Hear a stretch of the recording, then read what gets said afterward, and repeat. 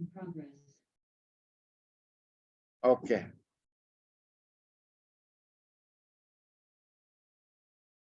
So let me again share the document that we are looking at. Okay. Can I be allowed to share? Okay.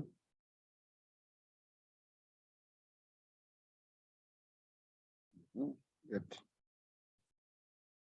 That the one.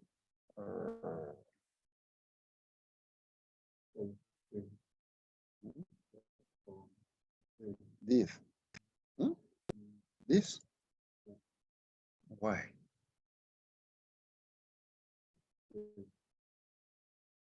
That one. Okay. But then I got power here. Okay. All right. So sorry about that. I mentioned today that I want to introduce you to remote sensing. We've done a lot introducing you to GIS, and I'll be following this script or the slides, but I'll also be making additions here and there to make sure that we are able to move forward very well. So one of the things that you need to understand from the onset is that remote sensing involves obtaining information or data about an object from a distance. But basically what we are saying is that you're obtaining data or information from an object without being in contact with it. So you are doing it remotely, and that's why we talk of remote sensing. One of the most common examples of remote sensing is the photography. When you are taking a photo of an individual or an object, you are not directly in contact with that object. So that is the simplest example of remote sensing in practice.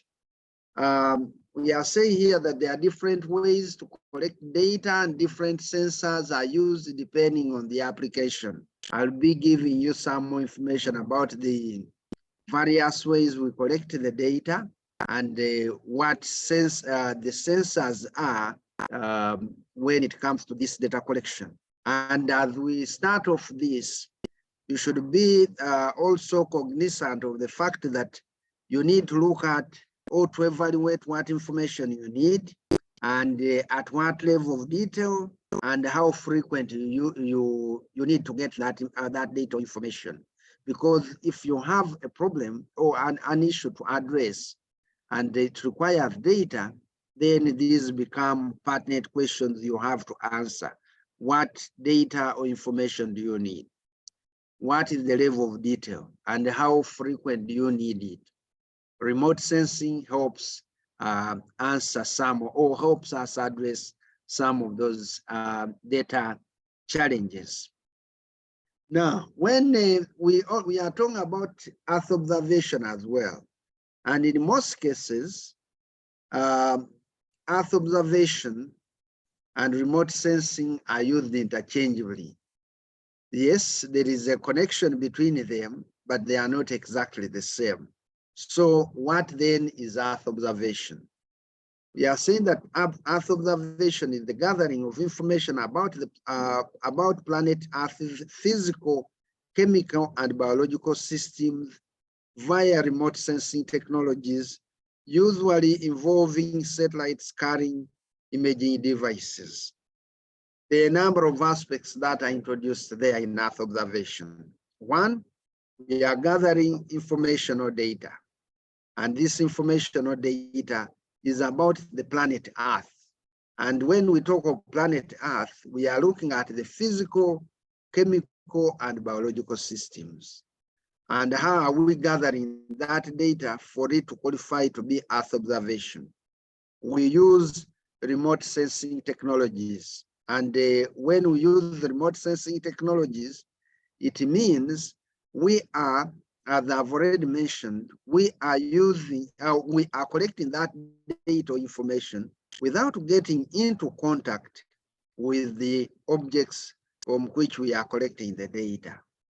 And what is also indicated here is that one of the main means or modes of collecting that data is the utilization of satellites that carry imaging devices. So you begin to see that we have satellites coming into play, and they carry imaging devices. As we move along, understand what satellites are, and then the fact that they carry imaging devices, which are usually the sensors. When it comes to Earth observation, this is according to the Joint Research Center of the European Commission. Earth observation is used to monitor and assess the status of and changes in the natural and man-made environment. So, for those who may be wondering of what value is Earth observation or remote sensing to us, we are mainly using it to collect data, which data we are using to monitor both natural and man-made features or to look at our environment. That is the main application. And that is very broad. It is very broad because you are looking at or you are looking at the environment generally, what surrounds us, both natural and man-made features. We can monitor them using remote sensing and Earth observation. What is not added here is the connection between remote sensing and GIS. Yes, in the previous days, we've been talking about GIS as a computer-based system that can do the capture, storage, manipulation, analysis and visualization of spatial data. Now, we always say remote sensing and GIS, or GIS and remote sensing. Why do they usually go together?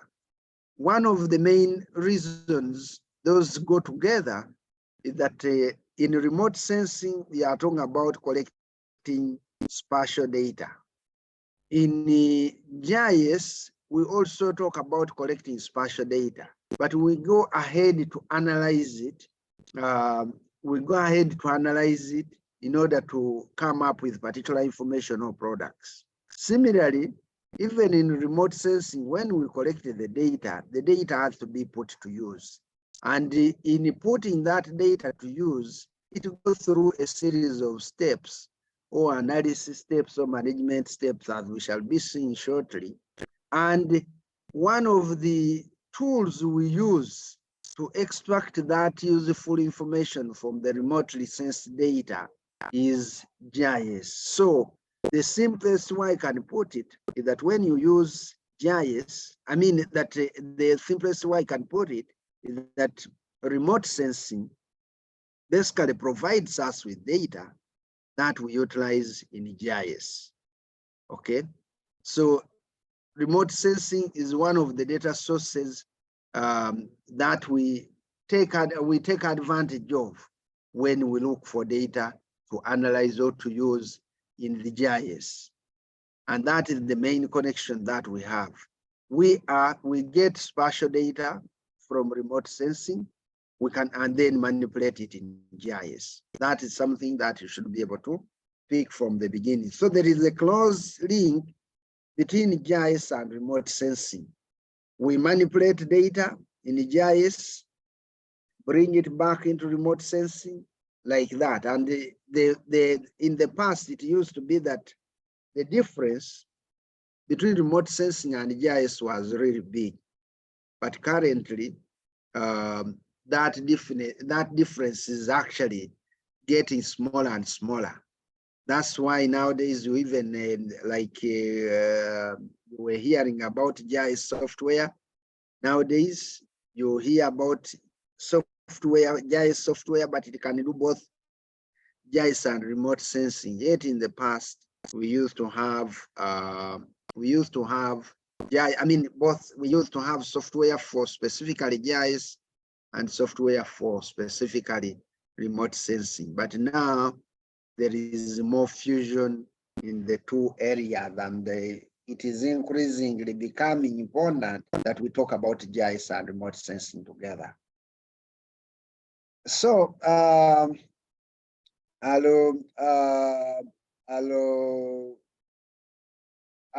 talk about the components of remote sensing. When we talk about remote sensing, there are certain key components that come into play, or key issues that have to come into play. One is the energy source. As I'll be mentioning as we move along, the basis for remote sensing is actually to do with the having an energy source. Okay, if you don't have energy, you cannot do remote sensing. So we are saying here that remote sensing relies on an energy source to illuminate or energize the target. This can include solar radiation, artificial lighting, or microwave radiation. I have to mention that remote sensing is built on the concept of having of our bodies or the objects on the Earth's surface behaving differently when they interact with the energy.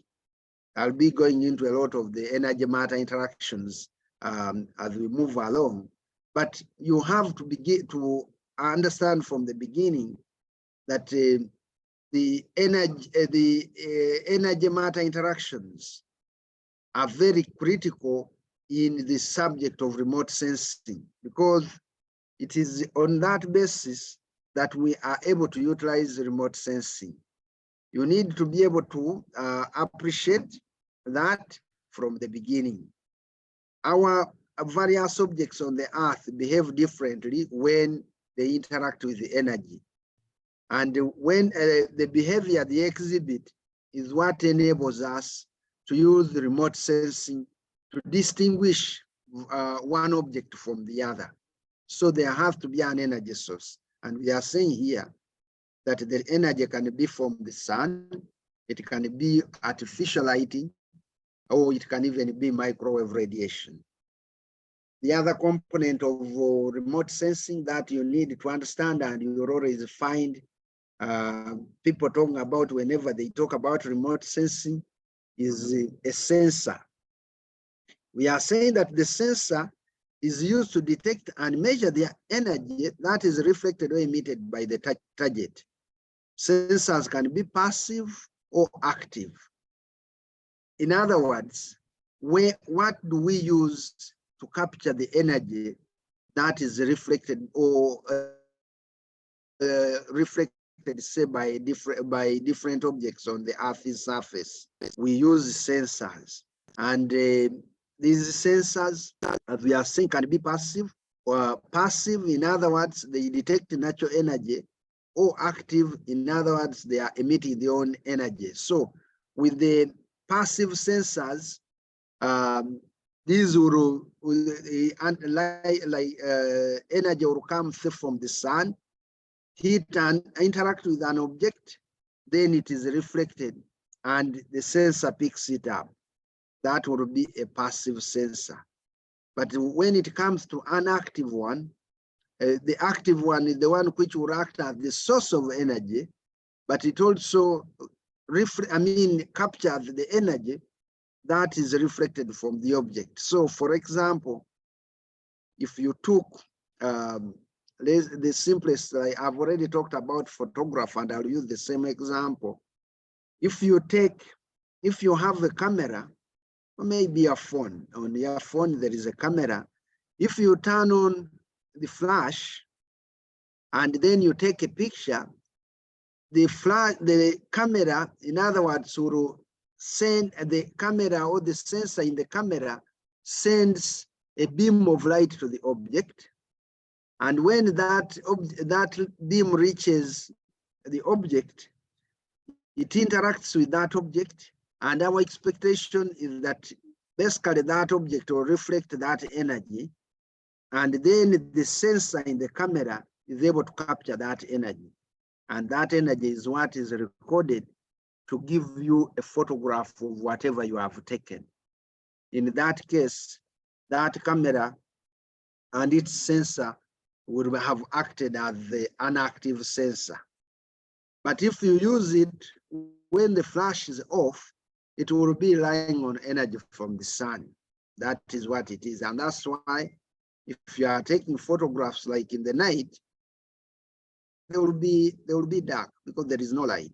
The light is not sufficient unless when you put the flash. So if you are taking the photograph without the flash being on, then that sensor is acting as the passive sensor. The other terminology is the platform. And here, like it is indicated, the platform is a vehicle that carries the sensor. So what is it that you are using to move the sensor around? And here we have satellites, airplanes, or drones. The drones are really very common now, and they are hoping to carry around sensors that we are using to capture a lot of the data.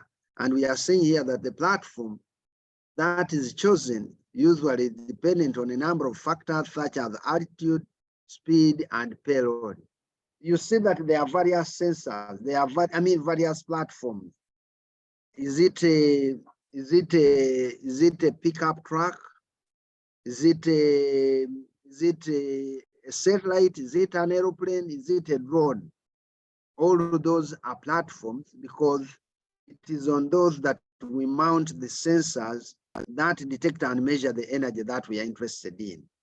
So the choice of the platform depends on a number of factors, including the altitude, the speed, and the payload. Payload in this case is referring to how much can that, how much can that platform carry in addition to what it is. So if it is an aeroplane, how much weight can it carry? So you will find that we have, of course, the list we've given here of the platforms is not exhaustive. We have balloons.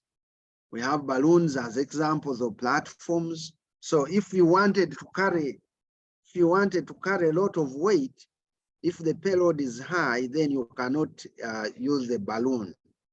You may need to use, say, you may need to use the satellite or an aeroplane. Okay.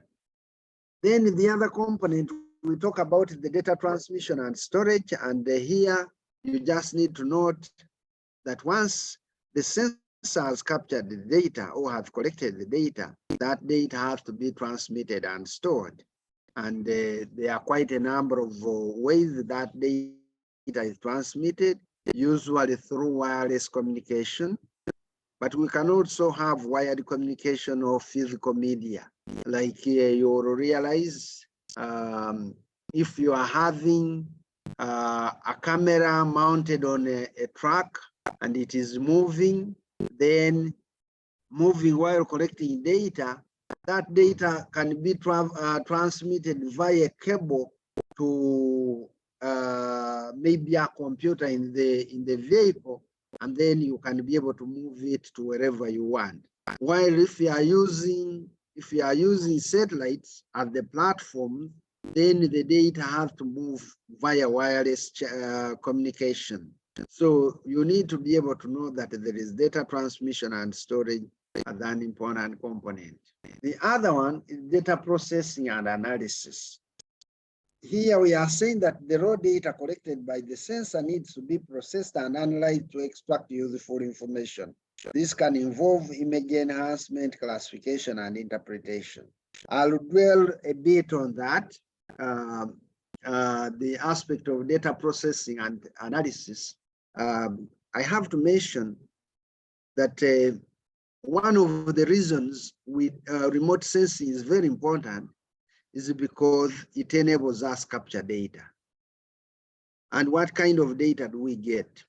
We can get a number of products. We can get the pictures which are the pictures or photographs, which are more like the analog ones. Then we have also the digital products, which will be like the satellite images. Those are data sets that we get. And then we need to extract information from them depending on what your interest is. I'm certain that in this training and from the beginning, when you were introducing yourselves, you are people from different professions or with different expertise, working in a diversity of areas. We have land use planners, we have engineers, we have energy experts, we have foresters, water engineers, and whatever, all of those, okay? We have geologists and what, but all of those people need data from remote sensing in order to do their work. And therefore, when the data is captured, it could be either in form of pictures or digital products like satellite images. That data has to be processed. And in addition to the processing, we also talk of analysis. And this analysis we are talking about is basically a higher level of data processing. The data processing could be these preliminary steps, like the image enhancement, trying to make sure that the data is, the data gotten is sort of calibrated for easier interpretation. But we also go into the actual analysis, like the classification and interpretation. So those are things that you need to be able to be mindful about.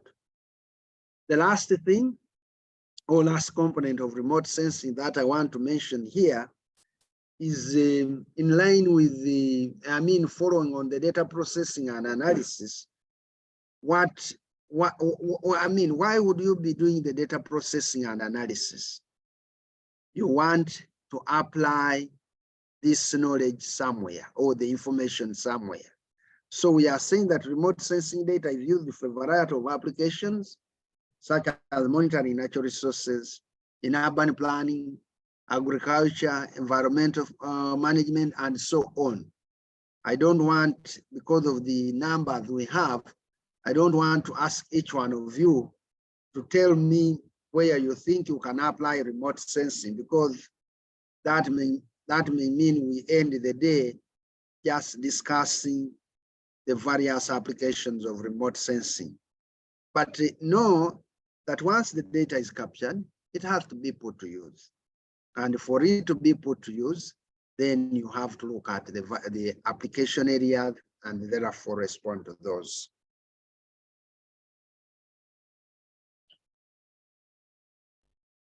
Okay, so I was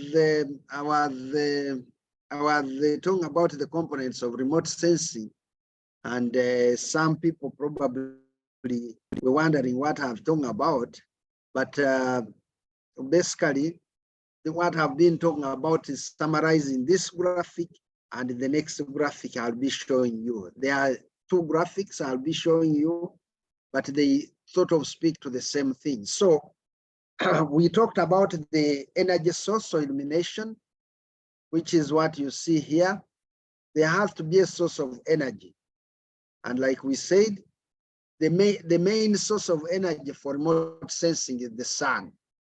That one you need to be able to notice.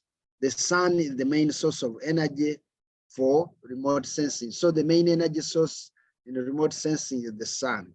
But we can also have other sources, like we've said, the microwave radiation and so on. We can have those. Once that is there, then the next thing I talked about, of course, you have the radiation and the atmosphere, which is this part B here. What happens? The sun releases radiation, which go through the atmosphere. That's why you see this part B here is showing you radiation that is coming through the atmosphere.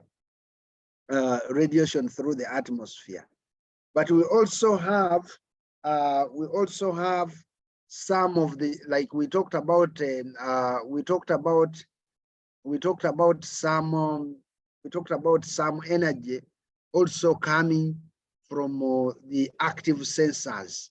So you can also have radiation from the sensor, which is carried on this satellite coming down to the Earth.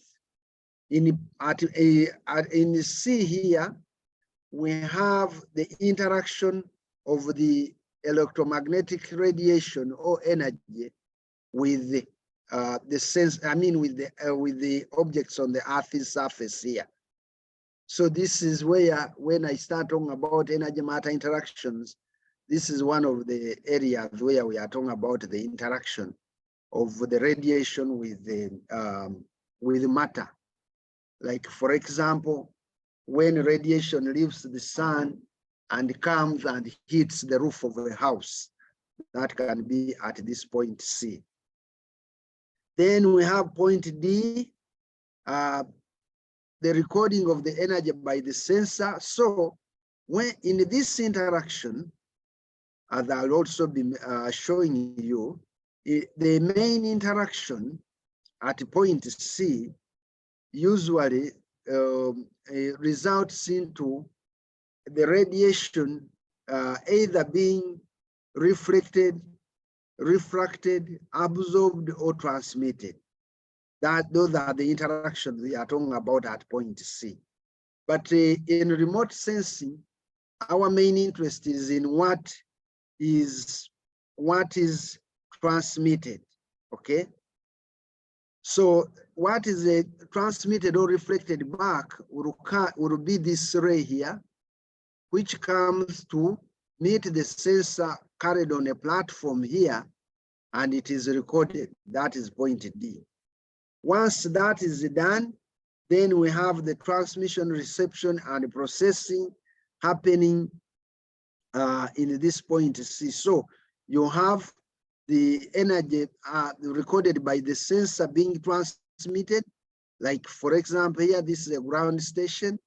It can also be transmitted to another like satellite, but finally it all ends up with the ground station. And then here it goes into some processing. And once the processing is done here, then you come to stage F or component F, where we are dealing with the interpretation and analysis. And once that is done, then you are able to provide information to potential users for application, which is part G here.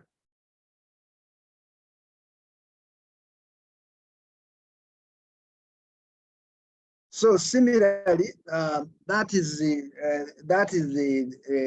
what we are still talking about, the remote sensing process.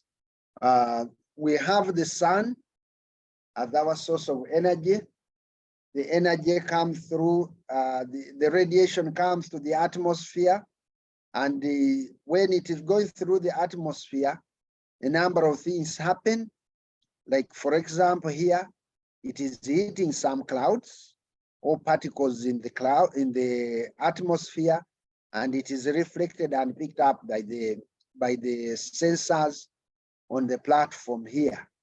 So, but we also have radiation that manages to go through the atmosphere, and that is the big percentage, and it comes and reaches the Earth's surface. So it interacts with the Earth features. And then once it interacts with them, you can see that there is a reflection. These objects are emitting the energy. So when it is emitted, the energy is emitted, it is picked up by the sensor on the satellite here, which is the platform. And from there, then you have the energy captured by the sensor is sent to an antenna receiver, which then relays it to a computer analyst who will do the analysis of that data, depending on the interest. And then once that is done, then we go to application. And in application, You can see here, there is a map which could be of land use. So somebody is interested in land use, land cover, that person can now be able to use this map to address a number of challenges. So the remote sensing process involves a number of stages, but majorly there have to be an energy source. We look at the transmission of the radiation from the sun to the Earth's surface through the atmosphere. We talk about the pickup of the radiation, the reflected radiation by the sensor, and then we go through now data processing and analysis, and then finally we go to the application part for the system. I've been talking about satellites and whatever, but here specifically, I want to reemphasize the issue of platforms. Platforms are what we call, or are basically defined as the sensor carriers. Remote sensing platforms carry sensors. So for you to move the sensor around, you need a platform. And there are different types of platforms. You've already heard about the satellites. The satellites are the most common remote sensing platforms, and they have a number of advantages. Like I already mentioned the other side, you can, in the choice of a platform, you consider the altitude, the payload, and so on. So one of the platforms is actually a satellite, and we are saying that these satellites provide global coverage and are used for various applications such as monitoring weather patterns, land use, and natural resources. So you see in the graphic here, this is where the satellite is. It is high up in the atmosphere. I mean, beyond it is actually high up. I don't remember here what, okay, the altitude at which it is, but it is high up, and that gives it the advantage to provide global coverage. Because of where it is positioned, where it is able to see a very wide area. It is able to capture data over a wide area. Compare that with our ground observations here, where you have a car on which a camera is mounted. If there are buildings around here, it can't go over those buildings. So this ground station or the ground-based system will give you smaller coverage. Then two, the satellites have an advantage in that for them, they are not limited by these territorial regulations. Like, for example, if Uganda is interested in having its satellite collect data over certain areas, maybe Uganda, it wants to collect data over Kenya, Nigeria, and whatever, nobody will stop the satellite from going over Nigeria. But if you go to other platforms like the aircrafts, that will not be possible. They have to comply with the regulations. So the satellites have that advantage that they really provide global coverage, and they have global coverage, and they can be able to they can also be able to cover very wide areas. The aircraft are often used for regional or local remote sensing applications, such as mapping forest cover, monitoring wildfires, or surveying agricultural lands. You've seen these, you've seen some of these being used. They cover relatively smaller areas. Then the drones, I think this is a very good example when you talk about the drones. they are becoming increasingly popular. And we are attributing that to their flexibility and the ability to collect high resolution data in areas that are difficult to access by other platforms. Sometimes, even at a wedding reception, there are areas the cameraman may not easily access. If the wedding is well attended, the cameraman will not be able to move to each and every point in the venue. But with the use of drones, that person is able to fly over the venue and take very good pictures. And that is due to the ability of the drones to capture or to collect high resolution data. So you will be able to receive very clear images. But it is also important to mention that drones are increasingly becoming popular because they are offering the desired characteristics of high resolution data, but at a lower cost, because in the past, this would only be done with the help of satellites whose missions are really very expensive to mount.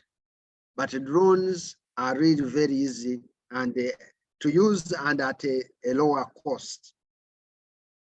The last platform I want to talk about, of course, we are not talking about all of them, are the ground-based systems. And these include either stationary or mobile on the ground. And here we can talk about the weather stations, the cameras and radar systems. These are usually on the ground, but their main limitation is that they cover smaller area. They are not able to cover very big areas. So these are illustrations, or these are the kinds of platforms that we use. But like I've mentioned, we also have balloons, which are being used as the platforms. You can use those also to be able to capture the data. So on the right here, we see where the satellites operate. Then here in the mid-altitude, we can use the aeroplanes. Then we can also have low altitude where we use mainly the helicopters or small planes. And then on the ground, we can use even use cars. We can use the tripods like the ones where cameras are positioned. All of those are platforms that we can be able to talk about. Now, I come to this part, which is the way I started from when I started defining remote sensing. I said you are able to capture data about objects from a distance. In other words, you capture data about objects remotely, and in doing that, you utilize sensors. Now, I also mentioned that one of the main, key concepts upon which remote sensing is built is actually the issue of having an energy source, and the fact that different objects on the Earth's surface behave differently when they interact with energy. When they interact with electromagnetic radiation, they behave differently. And because of that, those objects one object can be distinguished from the other. And that is the basis of remote sensing. Our ability to distinguish objects from each other based on their behavior when they interact with electromagnetic radiation. So electromagnetic principles, which are usually also described under what I would call the electromagnetic spectrum, I'll be showing you shortly. The electromagnetic principles are very critical to remote sensing. And here we've scribbled down a few concepts which are drawn mainly from the field of physics. So it is not, you will not call this purely remote sensing. This is drawn more from physics, where this is more from physics, where we are drawing these principles to help us understand remote sensing, because remote sensing is built on the concept of the electromagnetic principles.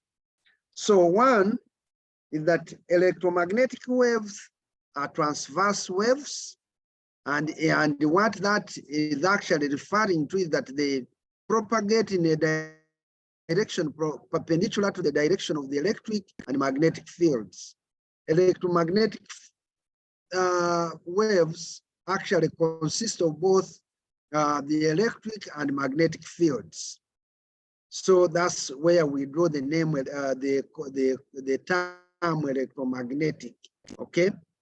So electromagnetic waves also have a dual nature, and what that means is that they exhibit both wave-like and particle-like properties. So they behave as the particles, but they also behave as waves. And that's where you hear us talking about photons when talking about these electromagnetic waves. We also know that electromagnetic waves travel at the speed of light. And in a vacuum, this is about 299,792,458 meters per second. That is the speed of light. So electromagnetic waves travel at that speed. In the terms of remote sensing, one of the key principles here that we need to keep remembering is that electromagnetic waves can be described by their wavelength and frequency. Wavelength and frequency are key properties of electromagnetic waves that are very helpful in the understanding and utilization of remote sensing. So what is the wavelength? The wavelength of an electromagnetic wave is the distance between two consecutive crests or troughs of the wave, while the frequency is the number of crests or troughs that pass a given point per unit time. I'm going to illustrate that on when I go to the next slide where I have the graphic. We also note that electromagnetic waves can be reflected, refracted, and diffracted. Now, this is what I've been talking about as the energy matter interactions. And this is where remote sensing, this is where the subject of remote sensing sort of gets anchored. We are saying that when light hits an object, or when there is an interaction of electromagnetic energy with the matter on the Earth's surface, there are behaviors that are exhibited. And the behaviors there could include reflection, refraction, diffraction, transmission, and so on, even absorption. But that behavior is on Earth, that behavior is unique for each and every object. Even humans, if you look at humans, like we humans, if you have, if a ray of radiation hits your hand or interacts with your hand, the way the reflection will be done or the interaction there will not be the same as for your neighbor, because each and every object has a unique way. It could be related because you are all humans, but there will be slight differences, and we take advantage of those slight differences in order for us to be able to extract information used from remote sensing. We can also say that electromagnetic waves can be absorbed and emitted by matter. That is what that's what I've also been mentioning there. So the reflection, refraction, diffraction, absorption, and emittance are all properties of electromagnetic waves. So that is an illustration of an electric field, an electromagnetic field, because it contains both the electric field, which is perpendicular to the magnetic field.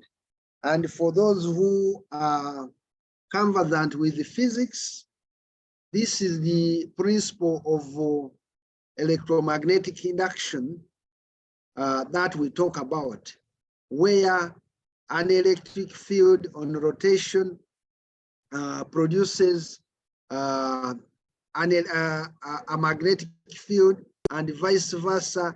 The magnetic field is able to produce an electric field when there is rotation.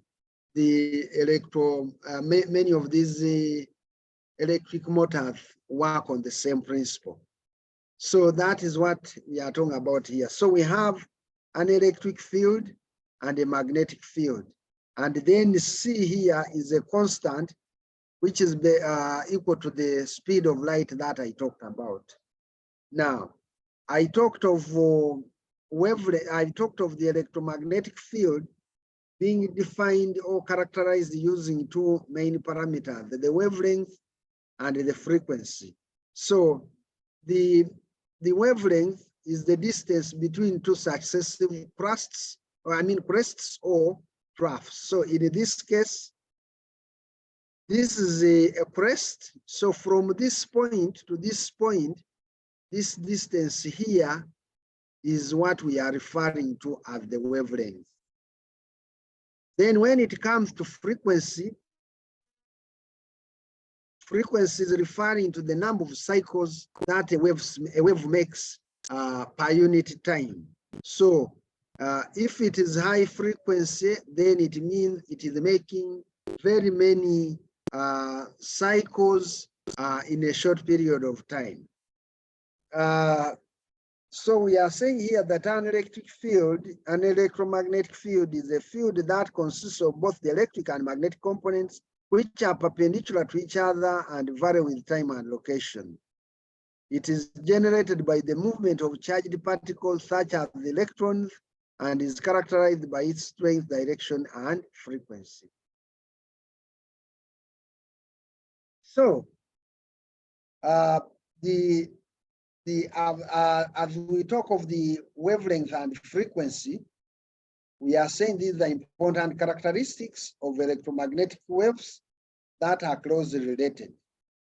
The wavelength of an electromagnetic wave is the distance between two consecutive peaks or troughs of the wave, while the frequency is the number of complete cycles of the wave that pass a given point per unit time.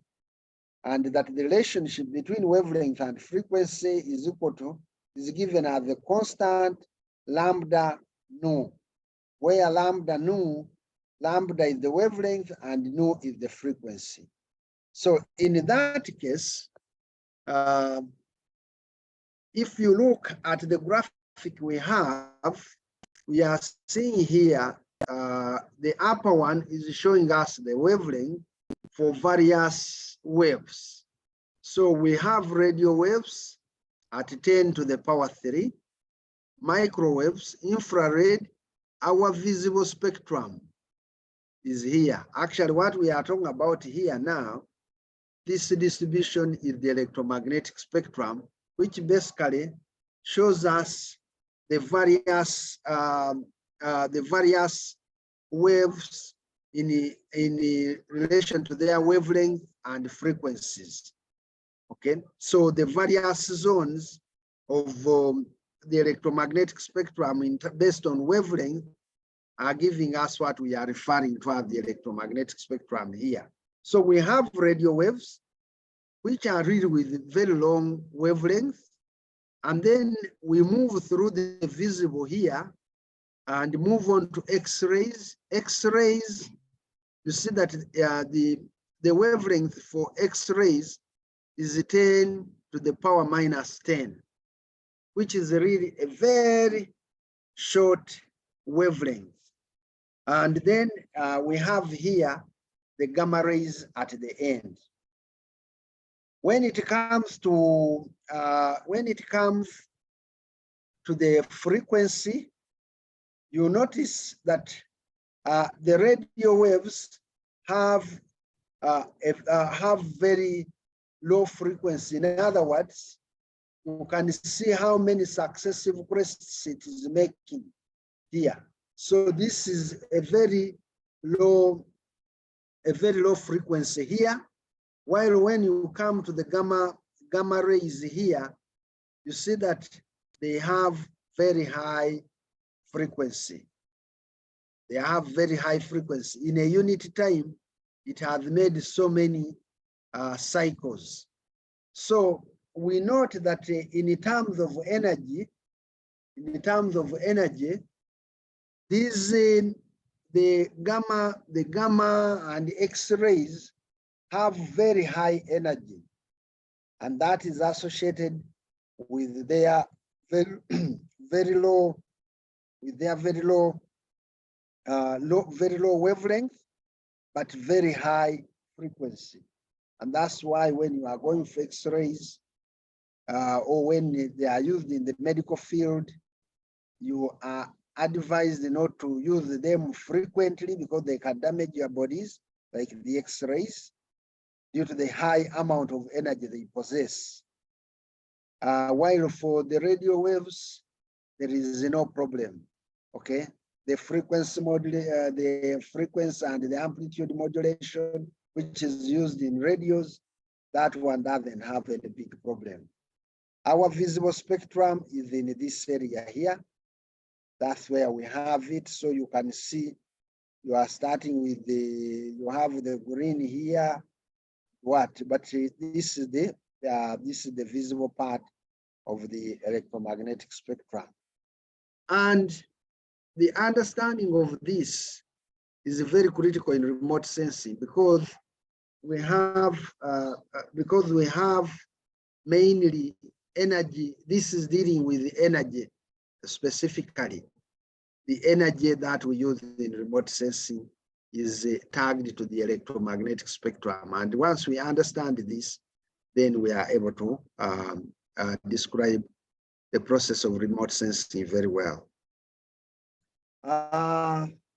This is an example which you can go through. It just shows us where different appliances and where we interact with it in our day-to-day lives, and where they are with regard to the electromagnetic spectrum. And you will be able to notice, like I've already said, here we have the gamma waves or gamma rays. We have the X-rays here. We have the X-ray here. These have a lot of energy. That's why they have low, they have very low wavelength, but high frequency. And you are telling the frequency from the number. This coiling here is representing the cycles. Then you have this side, we have our radio waves, which are basically very weak. They don't have that much energy. So this is just to show you the relationship between the electromagnetic spectrum, or the linkages between the electromagnetic spectrum, wavelength, frequency, and the appliances that we use in our everyday lives. I've said that one of the reasons we are able to or we find the remote sensing very useful, that it is distinguish one object from the other. For example, if I go in the natural resources field, or yes, the natural resources field, and I look at like forest cover, I can be able through using remote sensing, I can be able to tell which areas have been degraded, which areas are degraded, which areas are deforested, which areas are intact or in a good state. And that is because the various features, a degraded site will not behave in the same way as the deforested site. And similarly, it will not behave the same way as an intact forest. So the concept of the energy matter interactions comes handy in us knowing why certain objects behave in or appear in certain ways when looked at through remote sensing. The electromagnetic spectrum consists of waves of oscillating electric and magnetic fields that travel through space at the speed of light. When this radiation interacts with matter, several different types of interactions can occur. One of them is absorption, the other one is emission, the other one is scattering, and the other one is transmission. Those are the main energy matter interactions. And I can show them here. So in the transmission, you can see that the ray comes and hits this object. It is refracted, or it goes through, but you can see that since it is going through another medium, the angle here changes and then it emerges. So this is not absorbed completely. This is transmitted. That's why it enters from here and gets out here. We have reflection, where we have here theta 1 being equal to theta 2, and here that is reflection. We have scattering, where when a ray hits the surface of an object on the Earth's surface, it is diverted. It takes on different directions. It is scattered. Then we also have absorption, and with absorption, you see that when the radiation hits the object, it is taken up completely. The last interaction is emission, where you have an object giving out radiation. That's what this emission is all about. So the energy matter interactions are like that. I have to give some examples of what we are talking about here. We are saying that there are interactions. The radiation is able to interact with various objects on the Earth's surface. And I've already mentioned to you that the behavior as the result of the interaction is always different for different objects. So here is an example where we have radiation interacting with vegetation. We said that healthy vegetation absorbs blue and red wavelength, but reflects green and infrared. Since we can't see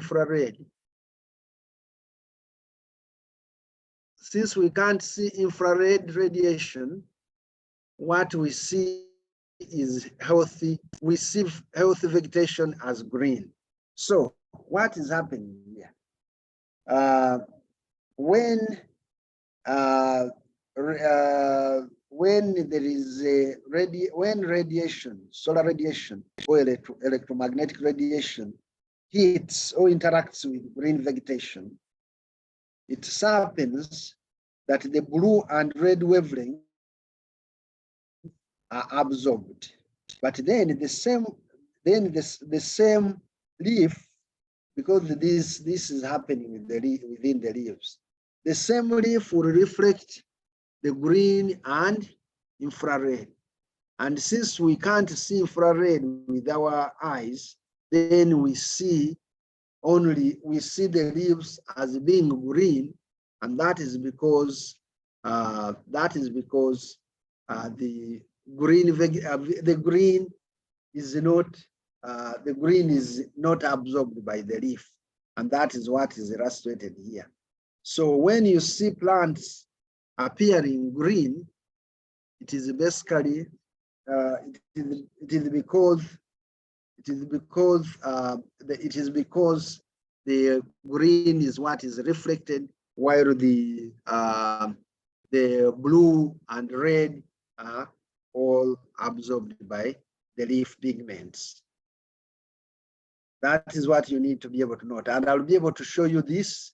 I'll show you the red graph when we look at some aspects of the spectral signature in one of the graphs that I have coming up. What happens? This is still energy matter interaction. What happens with water? Why does the water appear blue? Why does the water appear blue? This is explained by the concepts of the energy matter interactions. So we are saying that longer visible wavelength, that is green and red, and near infrared are absorbed more by water than shorter wavelengths, blue. And in that case, the water appears blue-green. Okay, so this is what we are. Okay, so we are talking about here in the visible spectrum down here. When you look at it, I'll actually be able to explain it, I think, when we reach the other graph of the spectral signature. But basically, the wavelengths are arranged here in form of bands. The blue, green, red, near infrared, and so on. They are all arranged here. So when it comes to water, it happens that the water absorbs the green and red plus the near infrared. And when those are absorbed, when those are absorbed, the shorter wavelength isn't, the blue is not absorbed. And because it's not absorbed, the water will end up being blue or blue-green. We are saying that the water will appear brighter if there is sediment in the upper layers of the water. With atmospheric energy matter interaction with atmospheric components, I just want to mention here that satellites can provide information about the atmosphere's composition, because when you look at what is happening here, you have radiation coming in, and then it is like the one here, this is absorbed, it comes in and it is absorbed here, it continues down, reaches the surface, and once it reaches here, it is absorbed, but some of it, as you see here, is reflected, and once it is reflected, then it goes back to and is picked up by the sensor. So that is something that you should be able to pick up. So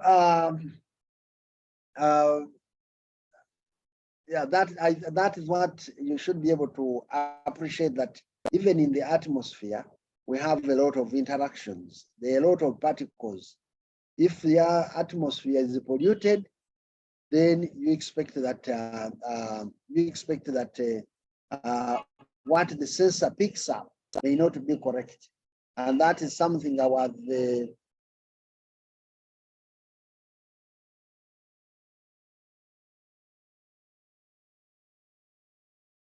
okay, I was waiting for the noise from outside to subside.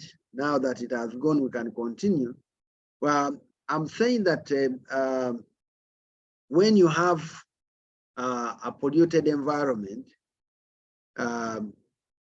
like in this case here, in this graphic, we may not have put it here. You have the radiation coming from up to, it should ideally go and reach the ground.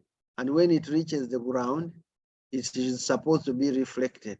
So some of it is taken off, but it is supposed to be reflected. I mean, whatever is reflected is taken up by the sensor.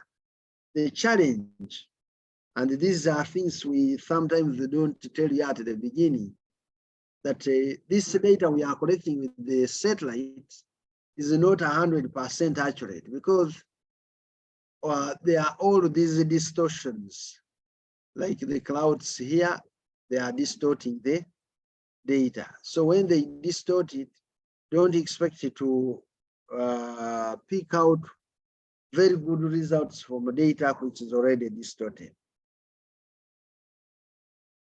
Okay, I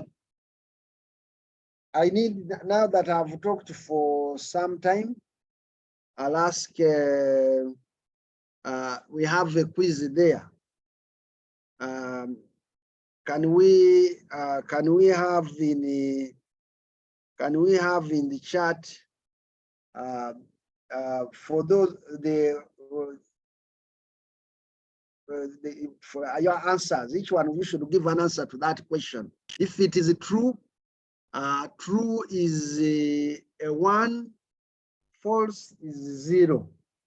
So you type in true is 1, false is 0. So I want to see some answers coming into that question before I ask somebody to explain something about it.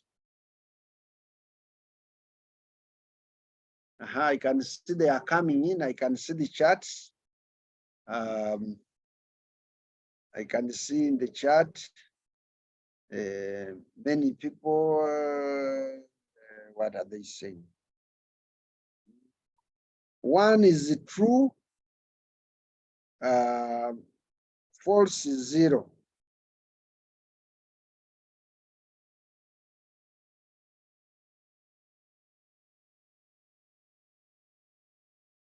I hope, I think everybody has typed now, because, yeah, okay.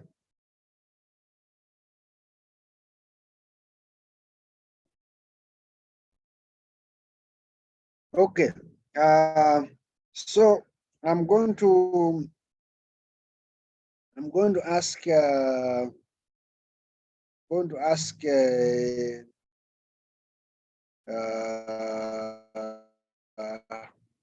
let me see here whom I can ask to tell us, give us an answer.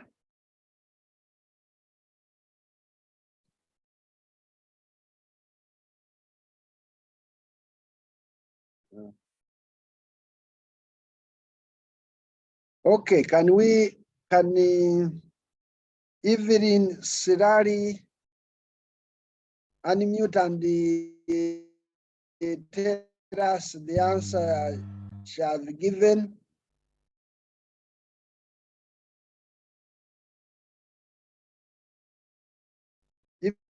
Evelyn, are you there?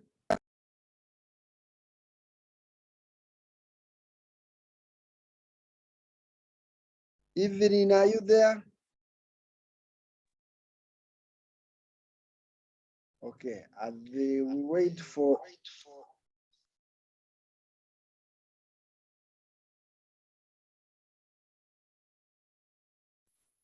Evelyn, are you there?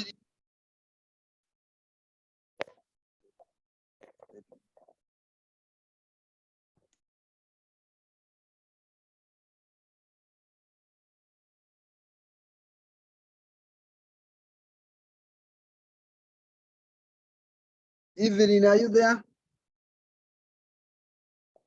Okay, it seems you may need to increase the volume a bit, Thomas. We are using that system, I think, for this. No.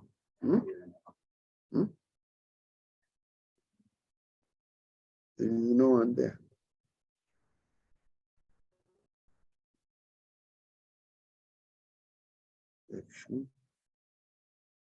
No one is there. Evelyn, are you there? Okay, can we hear from Randriana Solomona?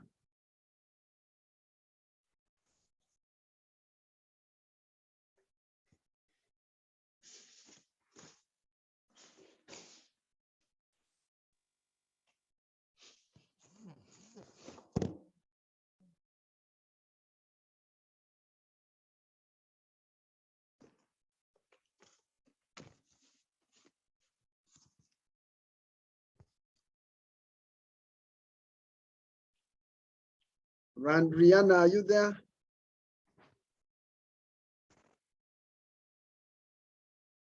Okay, I seem not to. Okay, I think I'll continue here. Can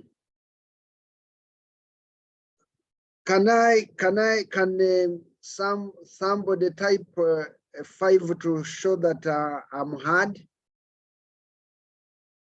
Okay, okay. Thank you. From the responses I've seen, okay, good.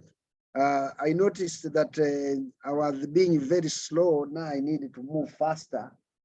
But thank you. You can stop typing the 5. I've seen that you are there. So that's okay. You can stop typing the 5. I've seen that you can be able to get me well. So let's continue. The satellites, like many of you, I think everybody has been able to get this one. I've seen some people typed 2, others typed 1. That is okay. We are saying that satellites can detect radiation the Earth reflects from the sun and radiation the Earth emits. So that is true because the satellites have the satellites are our sensor carriers. So the fact that they are the ones having the sensors, they are able to detect radiation that is reflected by the Earth from the sun. So when you look at the process of remote sensing, when the sun sends a ray, when it sends a ray to the Earth's surface, and the Earth's that ray is reflected, then it is picked up by the satellite. Similarly, that satellite can also get radiation that the Earth emits. Remember, when I'm talking about the energy matter interactions, I said one of the interactions is emission, where an object on Earth is able to give out or to radiate energy. And that energy can also be picked up by the satellites. So let's continue. I'm going to talk briefly about the satellite types and characteristics. Satellites are our sensor carriers, and they are very important because without them, they are the main sensor carriers. So without them, we may not be able to capture remotely sensed data. And in terms of their classification or typology, they can be defined on the basis of the orbits, on the basis of the energy source, the type of spectra that they operate in, whether they are operating in the visible, whatever. Then they can also be characterized on the basis of the techniques they use in measuring or capturing data. That is the measurement technique, where we talk of scanning, non-scanning, imagers, sounders. Then we can also talk about them in terms of the resolution type and quality, and lastly, the applications. I've gone ahead to just describe a few of them because the most common classifications of remote, satellites. One are the geostationary satellites. These ones, like I've indicated, they are typically at about 36,000 kilometers over the equator, and they rotate at the same speed nearly as the Earth. It's actually not the same speed, but it is close. And that's why when you are at a particular place, like you are seeing in the, okay, they rotate at nearly the same speed as the Earth. They are able to take multiple observations per day, but they have limited spatial coverage, in that observations are always of the same area. And here, that comes because these satellites, the geostationary satellites actually end up, the way they operate, because of the speed being nearly the same as that of the Earth, they end up pointing to the same location. And that is why they are actually called geostationary, because they appear like they are not moving, yet actually they are moving. The common ones are the weather or communication satellites. The weather or communication satellites are examples of those geostationary satellites. Then we have the low orbit satellites, which can be polar or non-polar. And here there are circular orbits moving relative to the Earth at 160 to 2,000 kilometers, 160 actually to 2,000 kilometers. They have less frequent measurements.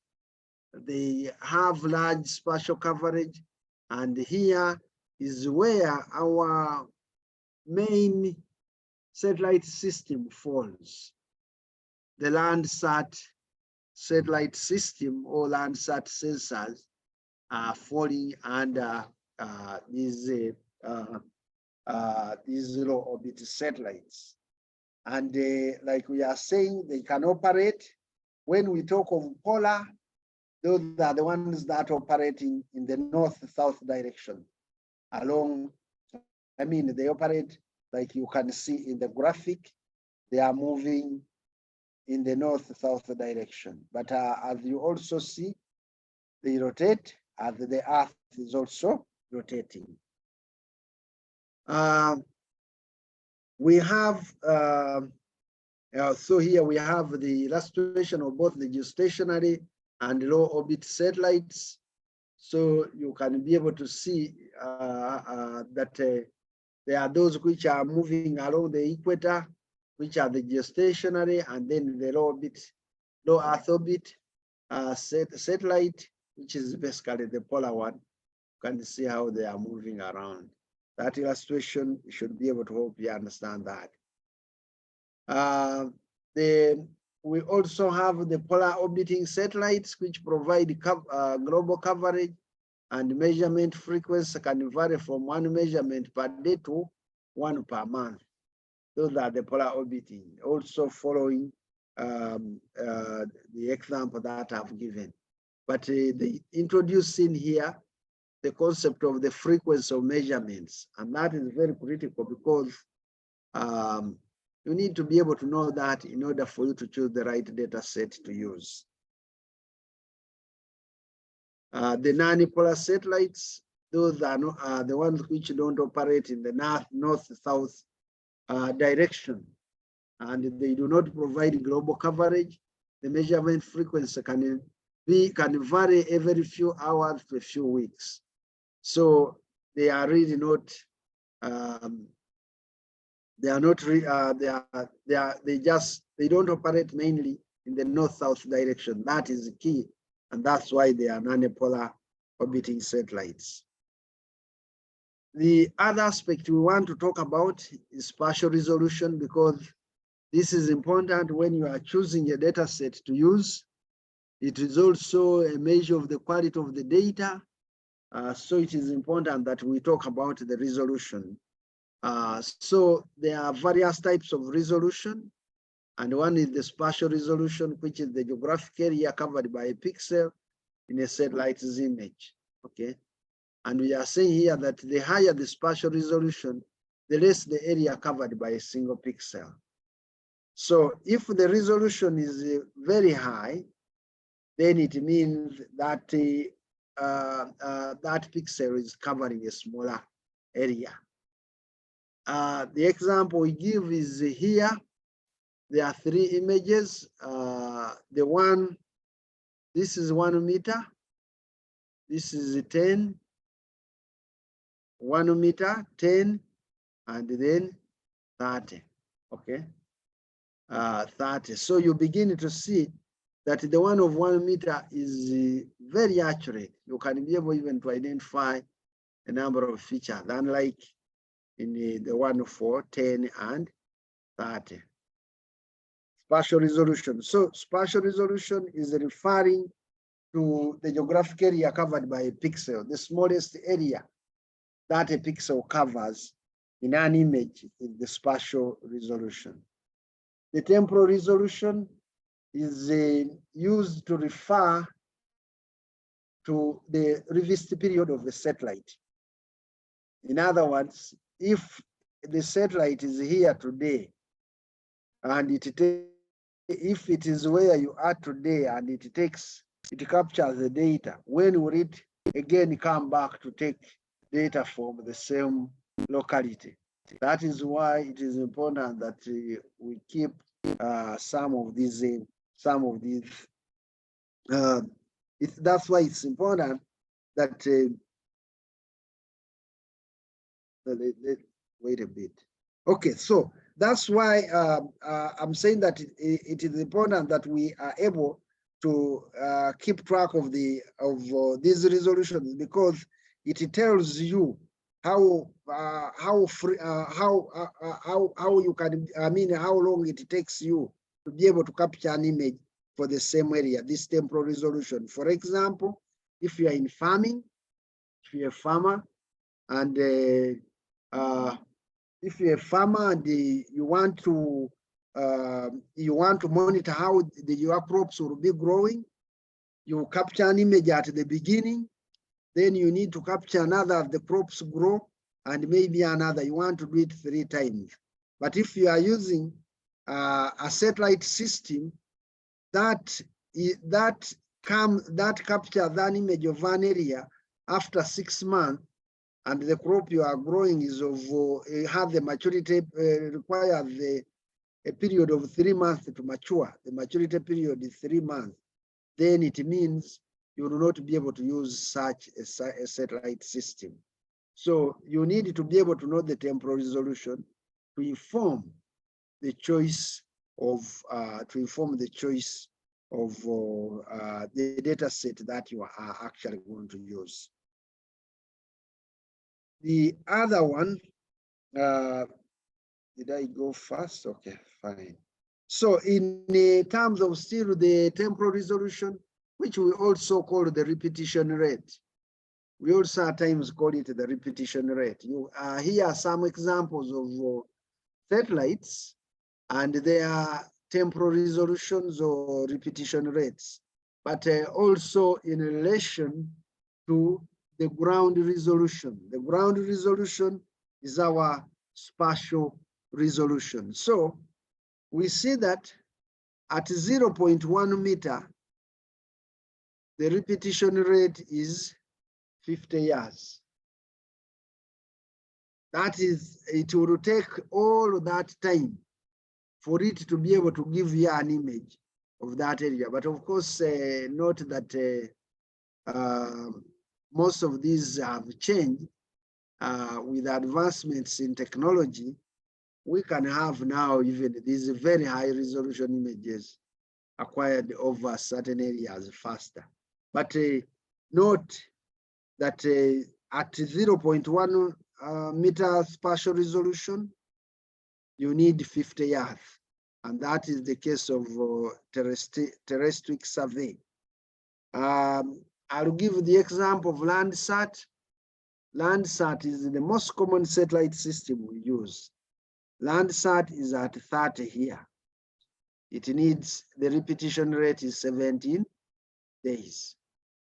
We have here Meteosat, NOAA, and so on. And if you look at it, Meteosat and NOAA are mainly weather satellites. And you can look at the repetition rate, 30 minutes, 12 hours, which is very good for weather forecasting. If you were going to get an image of an area after 17 days, then you better not do the forecasting because you will not be able to succeed. So that is something you need to be able to appreciate. So in this graphic or in these graphics, we are showing you the relationship between ground resolution and repetition rate or the temporal resolution.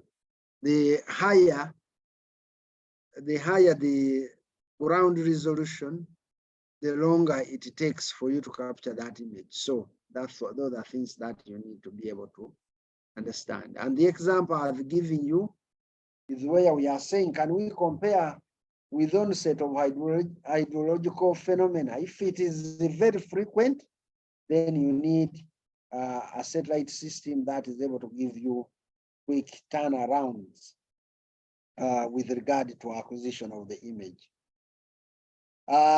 Then spectral resolution. Spectral resolution describes the ability of the sensor to detect the wavelength intervals. Now, when you consider the electromagnetic spectrum, I'm telling you, it has the wavelength. Mainly, one of the characteristics of what we get from the electromagnetic spectrum is the wavelength. Now, the wavelengths are organized in terms of intervals to constitute what we call bands. So that's why you will hear the blue band, the green, red, infrared, or near infrared, and so on. So when you have those bands arranged, we are saying that the spectral resolution describes the ability of the sensor to detect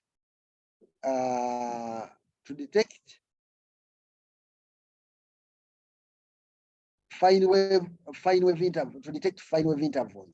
Okay. Instruments detect different ranges of wavelengths along the electromagnetic spectrum referred to as the band. The narrower a wavelength range is, the finer the spectral resolution is. So for small, if you have a small band, then that is showing you that the spectral resolution is also fine. So I'll give the example here. This is what we have. I've talked about it. You have the blue. Blue is down here. Green is here. And red is here. And so when you talk of vegetation appearing green, it is because of this small bump here. The system has picked out the blue and red and left the green, and that's why it is the vegetation will appear green. So we are saying that more and finer channels enable remote sensing of different parts of the Earth's surface. So if you have finer channels, you can capture more data. But remember, as you try to capture more data, you find that you will also be faced with challenges of its analysis, its storage. Those are all things that you need to be mindful about as you capture data. So these are these are some of the bands in this one here, especially captured by the Landsat system. The last type of resolution we are talking about is the radiometric resolution. And radiometric resolution describes a sensor's ability to discriminate differences in energy or radiance. The better the radiometric resolution, the more sensitive the sensor is to small differences in energy. So, you consider those bands. We can say this is the green band, but within there, if we have like let me use the example of plants. For plants, we know the plants have green leaves. Most of them have green leaves. But can we say that that shade of green is uniform across all plants? That is not true. So it is that even within the green band, you can be able to split it further to identify or to come up with more information. And this is the example where you could use these analysis techniques in order to pick out particular plants. Or if you are a forester and you are interested in say identifying particular plants from satellite imagery, then this should be the way to go.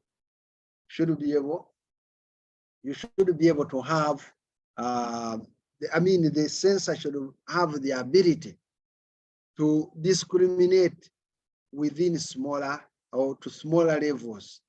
And that's here I can see we mainly operate at 256 levels, okay? But if we had probably bigger computers, we would be able to do something more than that. As I move towards the end, I need to tell you about the applications of remote sensing, or how you apply remote sensing.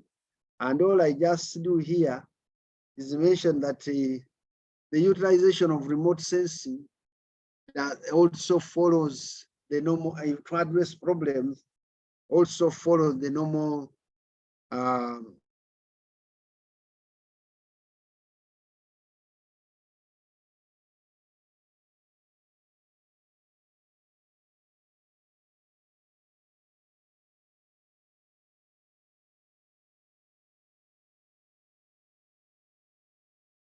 at your information. So that is something that you need to be able to look at with regard to the process. But maybe one thing that I need to mention, that as we utilize remote sensing, we should not take it that it can solve all problems. And two, it is also prone to errors. So if there is an error, we are there to correct it. So I've talked, just giving you a snapshot of what remote sensing is. Its linkage with the GIS. The key concepts: you need to know platforms as sensor carriers, and the sensors are the instruments that detect and measure the electromagnetic radiation. We've talked about energy matter interactions, where we are talking about transmission, emission. We are also talking about reflectancy, the basically refraction, diffraction, and so on. We've also talked about the various spatial resolutions, and then the characterization of various sensors and platforms. So with that, I wish to stop at this point, and we have a break. I don't know, but we can also take some questions now. I don't know. Thomas, do we take some questions now, or will we have? Okay, let's have some questions raised to us. Thank you very much for listening to me. Thomas, can we increase the volume a bit, or I'll not be able to hear? Can we take some? Can we have some questions? Raise your hands if there are any questions. If not now, we can still take them. But the way I'm looking at it, we need to have a break in the next break, and then we continue. Okay. Maybe we look at the chat. Do we have any questions in the chat?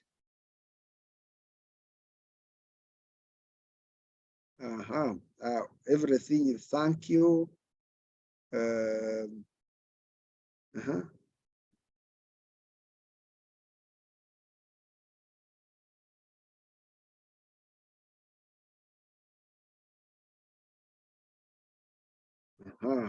Now this one, I think Thomas will answer this one. You can look for the answer. What explanation can we provide? We see the sky as blue. We see sunrise and sunset as reddish. I've never thought about this one. But could it be associated with the blue sky? Huh? Could it be an interaction effect? I'm not sure. I need to find out. You see sunrise, because there is a component of water vapor somewhere, I don't know. But I think I can find out on that one and get back. I need to find out. I'm not sure what the right explanation for that. Then issues of privacy handled in satellite imaging.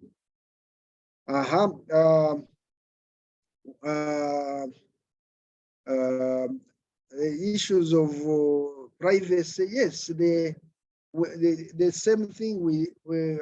Privacy is dealt with under the regulations that we were talking about under the components of GIS. You are dealing with the spatial data, components of when we're talking about the components of when we're talking about the components of GIS, we had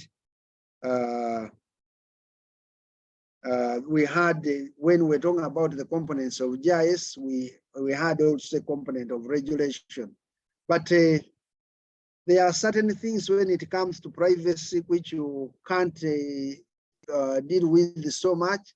Like, for example, the use of satellites, I already mentioned. You can't regulate them easily. Okay, where they are, you can't even know that they are passing. That is the challenge. And then too, there are also arrangements where some of these satellites are being run on like a cooperative basis. So each group has like has representation in the system, and they can always and they can always be able to control what they do. Somebody says, where are the questions? Somebody says the issue of the sky appearing blue, yellow, or red are related to scattering of the electromagnetic energy. Okay. What kinds of sensors are used for seismic studies? I think the blue, than the color making it more visible than, okay. I can say number of responses. I think I need just to look at some of these and then be able to respond as we look through we go to the next session. Let's have a break now as I look through these questions, even those that need clarification, quite a number of things. So let me look at them and then I'll be able to respond afterwards. So our break should be for about 10 minutes or 15. 15 minutes. So can we start at 11:10, and we shall start by looking at these questions. Let me see, the system here is even not allowing me, I think, to speak. I think there is where we are supposed to have some feedback. Okay. So let's have a break now, and then we respond to these questions. Keep posting them. We look at them after the break at 11:10. Thank you.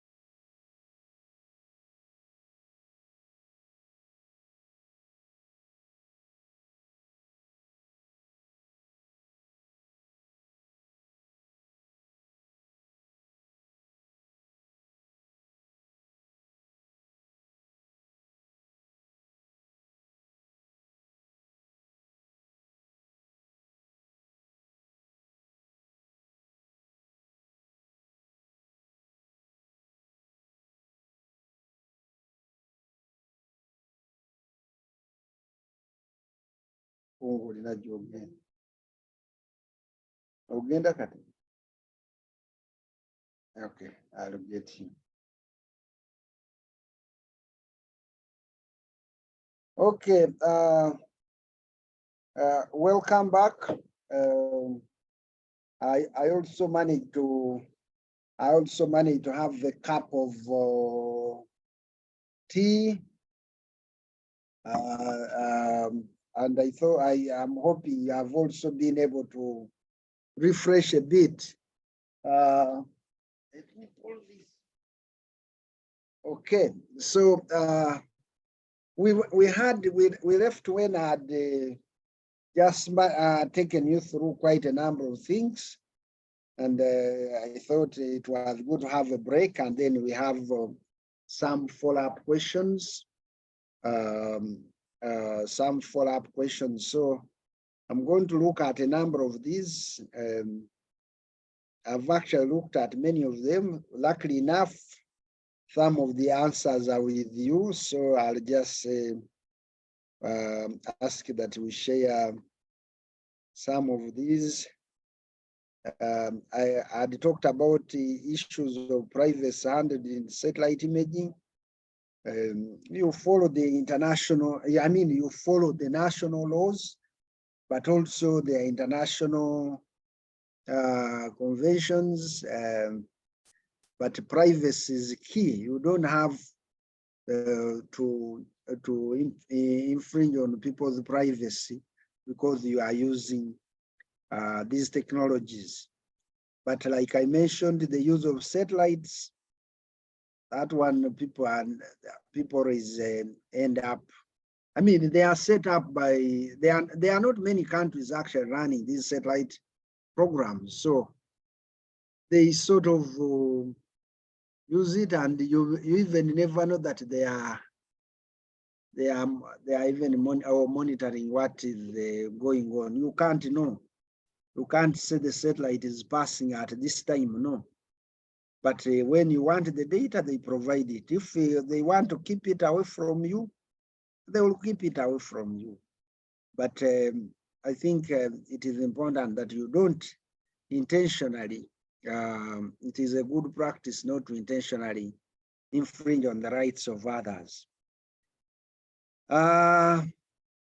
Refraction, the difference between refraction and diffraction. Diffraction is usually, refraction is the change, refraction is usually change in the direction of light when it moves from one medium to the other. So it can be moving from air into glass, and it is you end up with refraction, and some of those are good. But when it comes to diffraction, diffraction is usually when these rays or when the light meets an obstacle. When it meets an obstacle and can't go through, it is usually deviated, and that deviation is what I would, we refer to as the diffraction. Explanation of a rainbow ray. This is a light going through water. I think that explanation has been there for some time. I just need to have a recollection. But when light goes through water, I mean, going through water droplets in the atmosphere, then you end up with some of these reflections coming up. I mean, the rain, like the rainbow formation coming up. We need to look at that.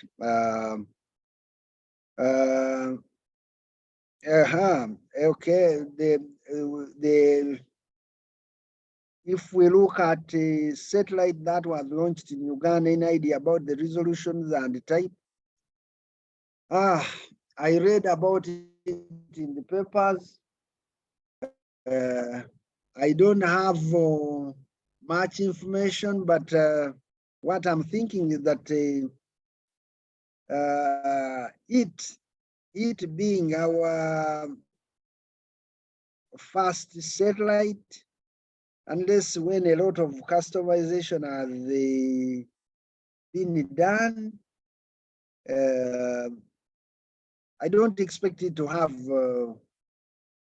a resolution very comparable to what we are currently having.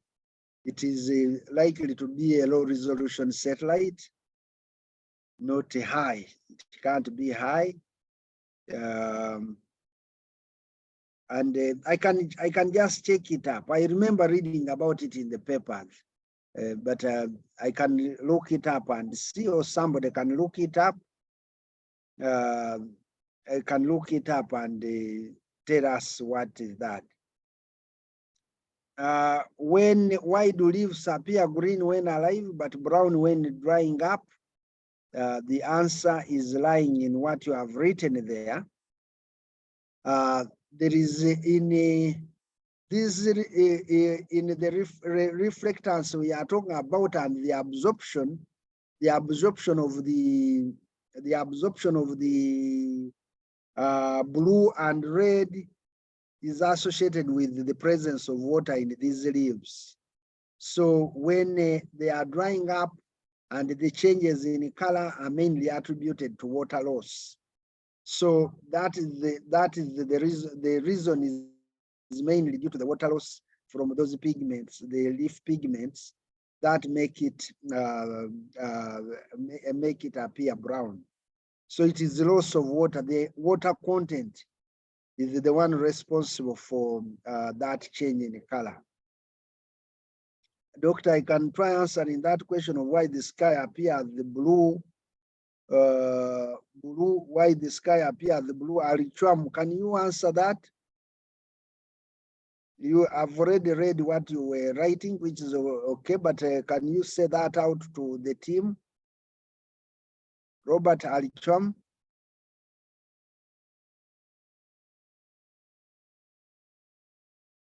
I hope, is this speaking? The speaker is the other one, I think.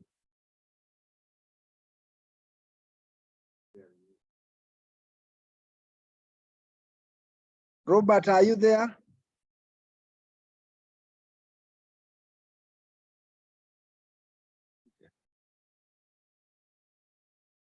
I don't know what is happening to the. Okay, well, Alitram had offered to explain that, but we have a well-written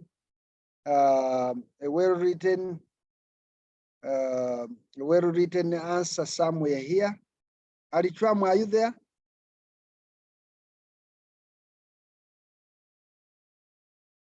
Robert. How to do? Okay, the answer is the written down. We shall be able to look at it.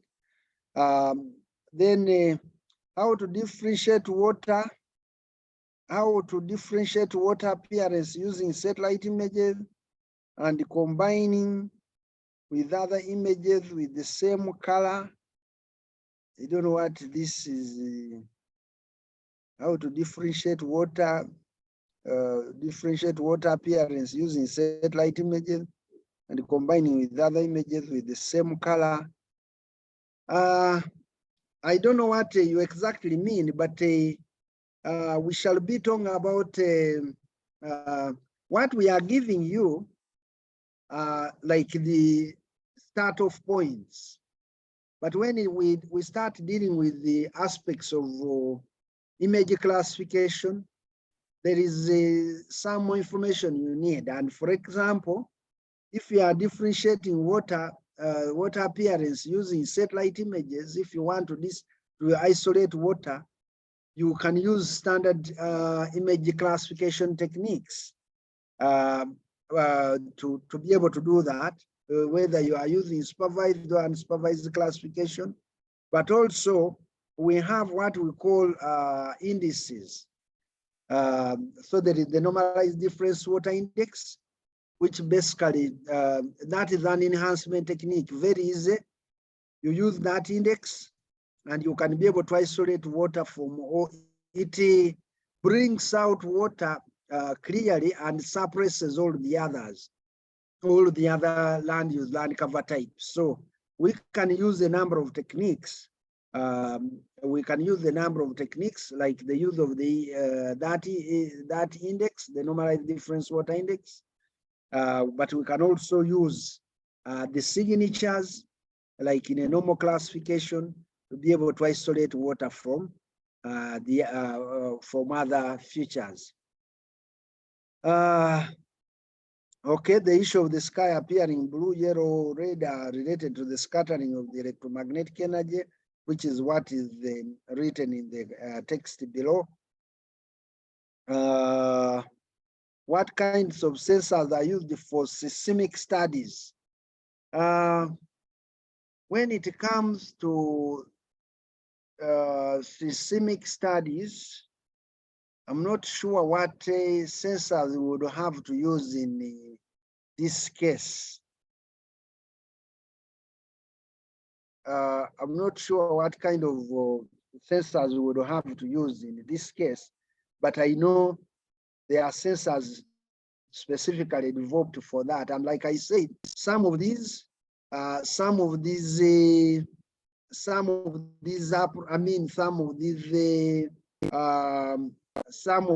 like remote sensing, you find remote sensing and GIS is real for nearly all professionals. So you find that somebody with the info seismic studies would be a good person to answer that. Is there anybody who knows that?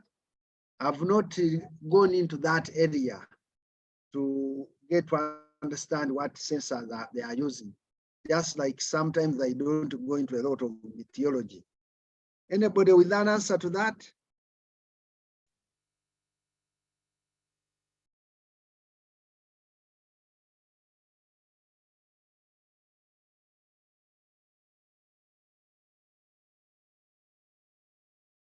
Okay, rather here. So somebody has actually Somebody has actually done that. The radar sensors, the radar sensors that those can be used for those. Why is it that during rainy season at times it's hard for some equipment to detect satellites? That it means such scenarios are not looked at when launching the satellite space? More explanation, please. The fact that we don't in terms of detecting satellites on rainy seasons, I want to tell you, I'll give the example of the use of the GPS receivers. The global positioning system, as you hear, has many components, and one of them actually includes the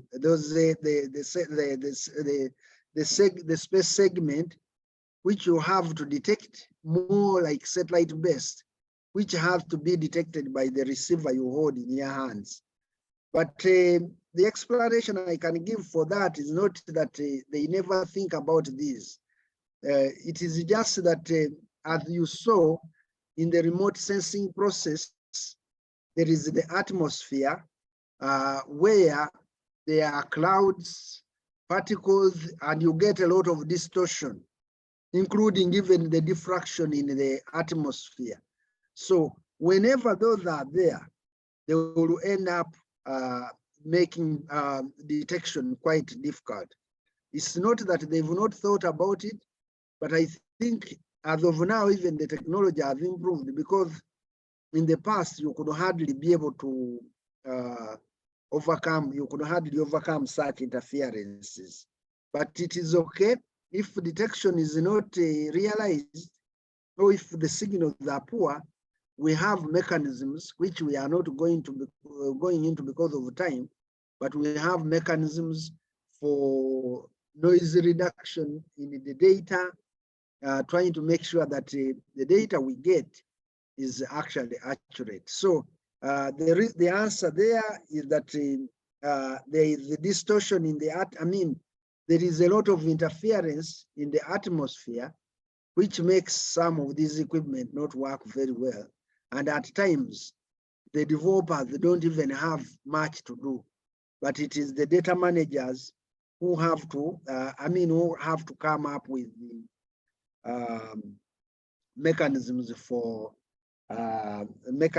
for addressing some of those challenges to ensure that the data gotten is as realistic as possible. What we get is not, we can't say it's 100% accurate. We are just getting representations. With the radars, the blue sky and whatever, due to the scattering, is covered here. The radar and mist scattering, we had avoided that because of time, we were avoiding that. Explain the band combinations and color composites that used in vegetation analysis. Maybe there, Thomas will be able to say something, but if not today, we shall be able to say something at the, you wait for our announcement at some point, but we shall be able to talk about the band combinations used when we are dealing with satellites. Why there are difference of appearance between image captured in vegetation forest during drought season and rainfall season? I've already talked about the effect of water. The water in the leaves affects the color of those leaves so much. Does spatial resolution apply to Google Earth image? Because the more you zoom in, the image becomes unclear. That is true. Spatial resolution is there. Those images have a resolution embedded. They are captured at a particular resolution.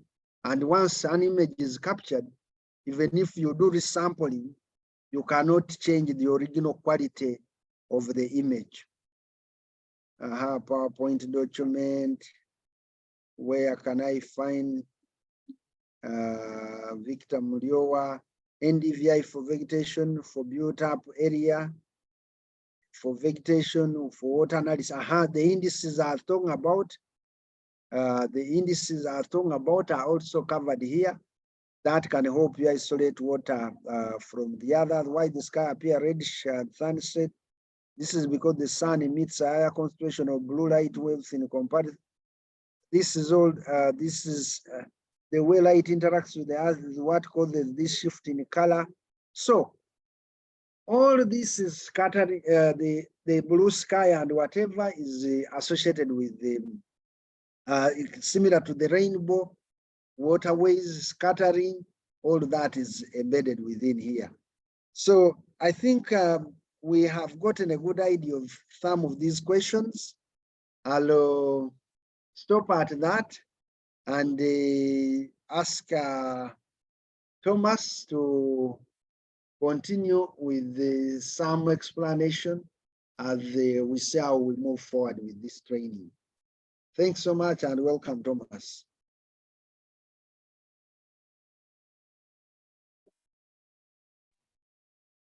Thank you, Doctor. And I hope you've had a pleasant morning hours with Dr. Waiso. He has explained a lot of concepts and it's going to make my work a little much easier now that we shall be continuing. All right, I hope we're just in the recording mode here, should be. Okay. All right, so I'll continue from where Doctor has just finished.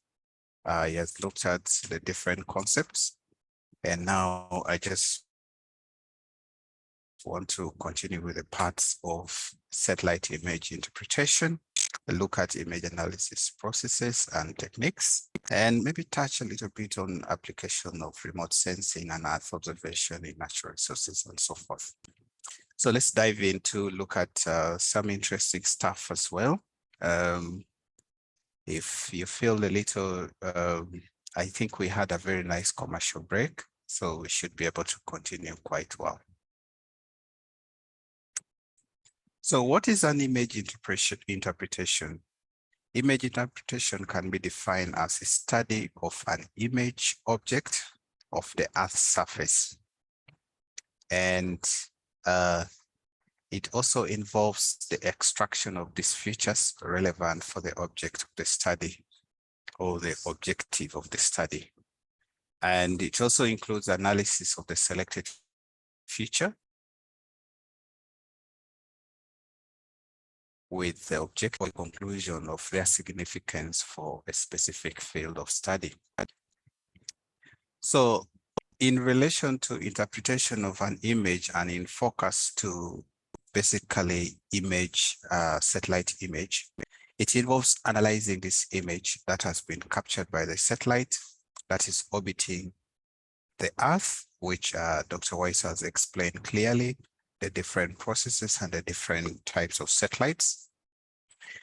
So the interpretation, therefore, after this image has been captured, is now to extract the useful information about the image. And the information that you're trying to extract is the features and the condition of the Earth surface. So satellite image interpretation is or can be very complex. And why we are doing the training is because it's also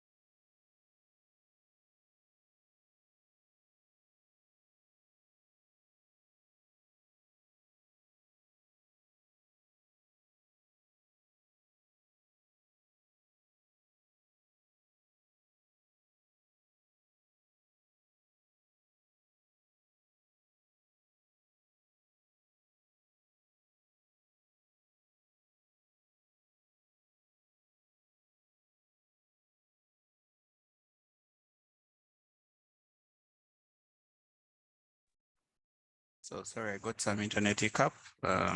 Let's continue. So satellite interpretation of the satellite image is a specialized task. So it requires some bit of expertise, first in remote sensing.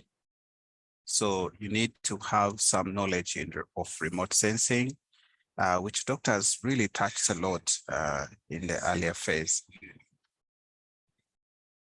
And then, of course, you need to have some understanding of geography. How do features look like in the actual sense? How do water bodies look like? How do terrain surfaces or hills or topology look like? How do different features in the field look like? However, the practice and the right tool, anyone, just like you are learning today, can be able to interpret after learning the process of image satellite interpretation. And you'll be able to gain a valuable insight into what is composed in our planet. So in general, the method of extracting information from remote sense images or satellite imageries can be subdivided into two groups. One is where you perform what we call the human visual image interpretation. And then the other one is where you say you perform semi-automatic processing. And in this case, you're going to be using a computer to be able to do that. So for the visual or human visual image interpretation, for example, here is where you perform a visual interpretation method to be able to detect the different land use and the soil maps. So the data is first of all acquired from an aerial photograph, and then you do what we call the topographic mapping. And through that process, you'll be able to do a visual interpretation of an image. We'll look at this in details. Now, in the semi-automatic process where you're using the computer, the typical example is whereby you perform an automated generation of the digital terrain model, the DTMs, the digital image classification, and this is a typical example that we shall look at in details. And also you can do surface parameter calculations that we shall see a little bit of it later. The intuitive way to extract information from a remote sense image is by visual image interpretation, which is based on our ability to relate colors and patterns in an image and relate that to the real world features. Now you'll see that the automated process that we're talking about is a semi-automated process. It's not 100% automatic. In other words, still it needs the intervention of the human expert, and that is you and me, to be able to perform this automatic process with the computer. So it's not solely that things will be done automatically by the computer, but rather your input will be very much needed. So here are some basic steps that one can follow to make an interpretation to a satellite image. Of course, first you need to obtain that satellite image, and Dr. Waiso has taken us through the process of how this image is acquired finally into our computers. So, of course, right now, if you don't have one, because you don't have an ability to have a satellite flown up there, but also you don't have the deep skill of doing photogrammetry. So you can't really decode what a satellite is sending from the sky to the receiving station and so forth. So most of the data that is available are from various government agencies, commercial providers, as well as those that are freely available online. When we shall be doing the practical courses, you'll be able to see the sources, or some of us already know the sources of this data. you need to specify a location, and this location will be your area of interest. Now, based on that location and based on the image that you have, you should be able to understand the information attached to that image. Now, this information is always available in what we call in the metadata file. Sometimes they also call it the reference information that is attached with the image. So most of the images that you'll be acquiring will have a metadata information. Basically, it's an information that is describing the image that you have. And then depending on application, you need to understand or assess the resolution of the image you have, okay? Doctor has already spoken about the aspect of the spatial resolution, and which interprets or equates to the pixel size in relation to the ground. So if the resolution is high, it means you can see more details of the image. So you'll be able to see more details, but it will cover a smaller area. And the reason is because the satellite will be very close to the Earth's surface. Let's give it as a drone, as an example, which you can quickly understand. If you fly a drone very far from the area you're imaging, the resolution will not be very clear, but then you'll be able to cover a bigger area. If you fly it on a low altitude or few meters from above the ground, you'll be able to have a very clear image, but then the coverage will be very small. So the resolution of an image has an effect on how much you can be able to cover at a unit time. So you know that if you're flying for a bigger area or a low resolution, then the drone has to fly for longer hours. But then the problem is you'll have to keep bringing it back because the battery keeps getting done. For those who have flown a drone, you probably have this idea. So, but in your steps for interpreting an image, you need to understand the resolution, because remember, it's based on your visual look of the image. So if you look at the image and the resolution is very poor, you won't be able to detect or differentiate between the different objects that you're seeing.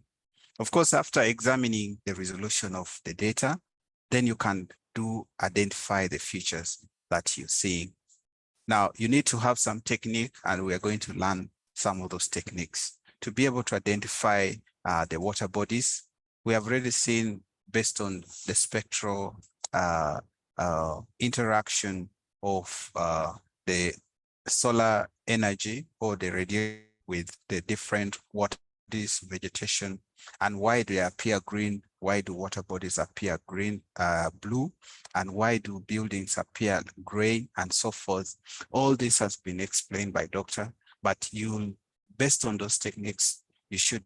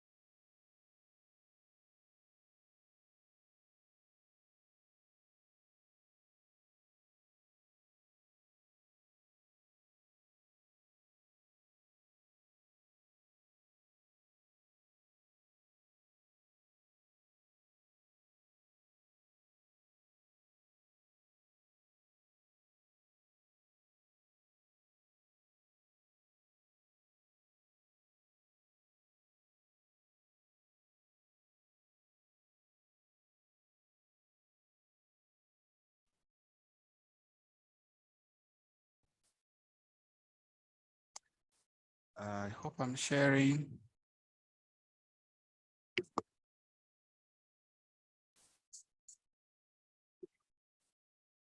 Could be just an internet issue. Okay.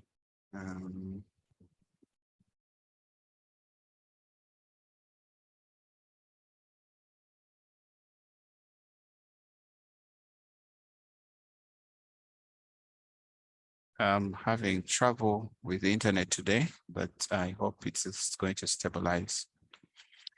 So, like I mentioned that based on a human interpretation of the look of an image, you can be able to tell what you're seeing.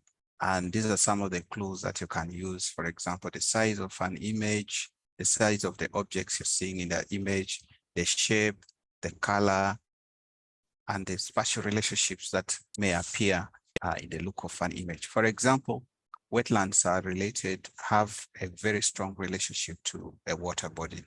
So you can be able to tell that this is a wetland because there is already a water body in the vicinity. Okay, shapes of the buildings, sizes of a lake versus a river, you can be able to tell that based on what you're seeing. So those simple analysis is what we are talking about in this case. And then, of course, you can also use patterns, look at patterns in an image and be able to interpret what you're seeing in them. Okay, so for simple visual look of things, you can interpret based on the pattern, the land use, and the changes that have occurred in the land use over time.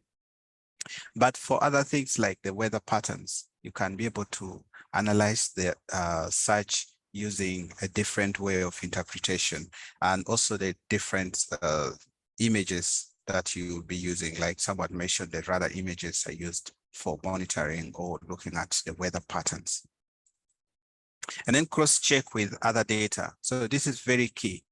Don't think that the image that you've acquired at this point at stage number 1 is a fully good image. You need to go ahead and relate or compare what you have with another source of data.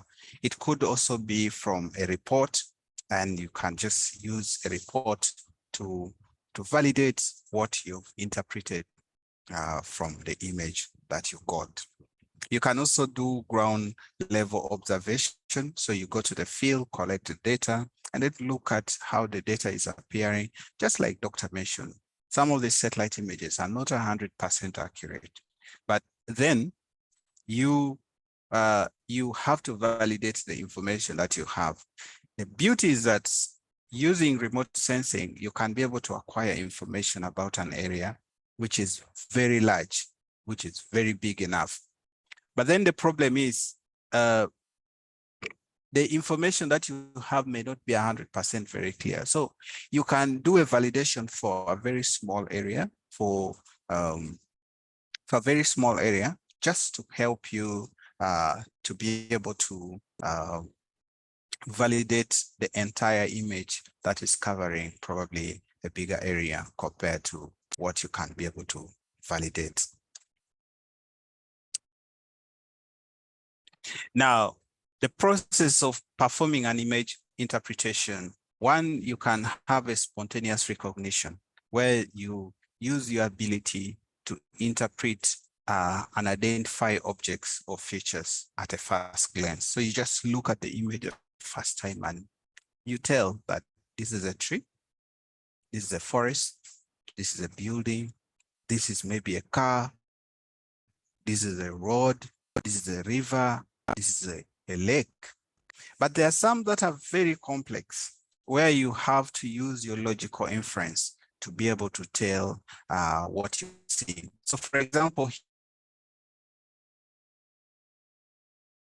you see. So for example, here to tell gardens, using the shape, for example, you know that agricultural or crop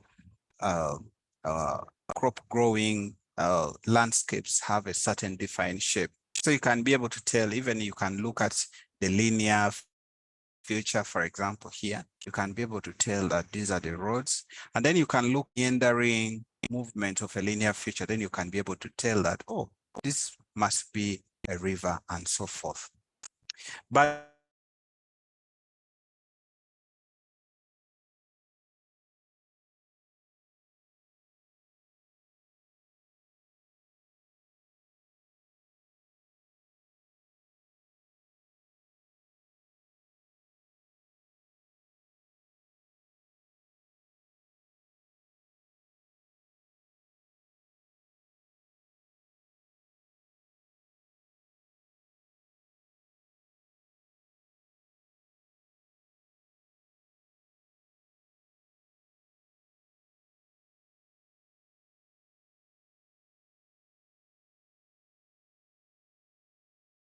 You're going to bear with me because my internet is too bad today.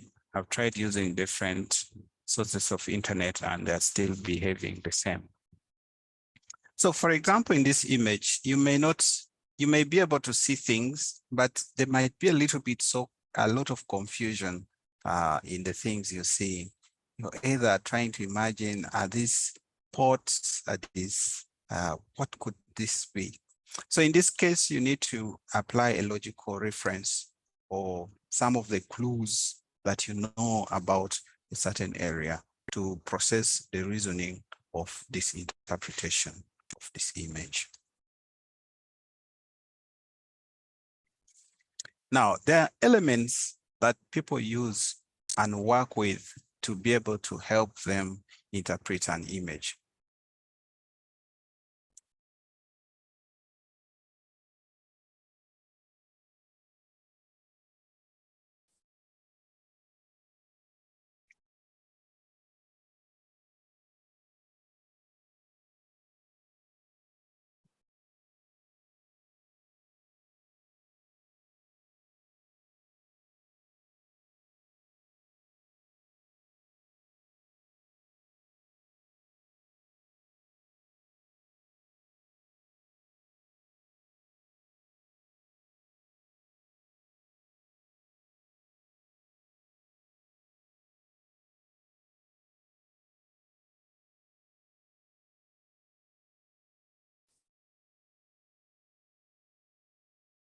Okay, we have a number of people that have turned their videos on and they are distracting other people. So kindly try and turn off your videos, please.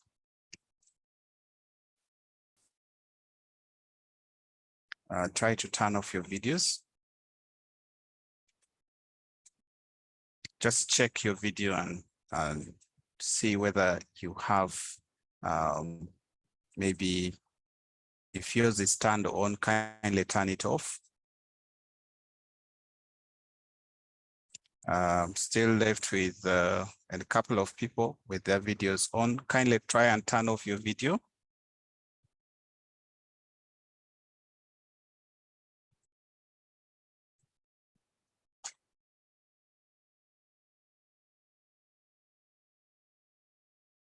Okay. Just you and I turn you off first before I continue.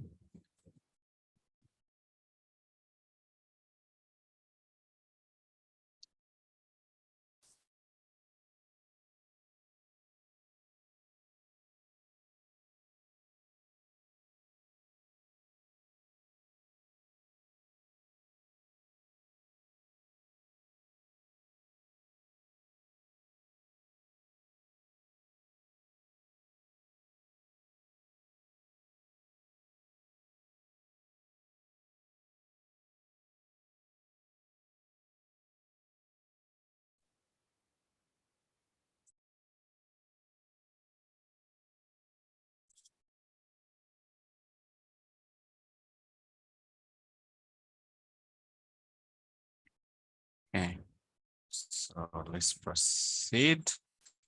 So the elements that are used to interpret an image, and some of these elements are what we shall go through them today.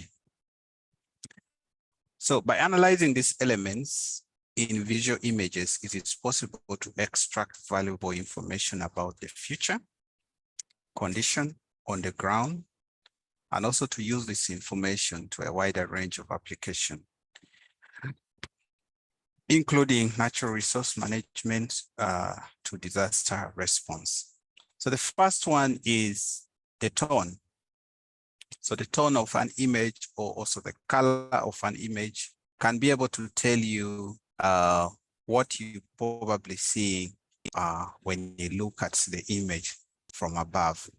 The shape of objects that you're seeing in an image can also help you tell what you're observing from a satellite image.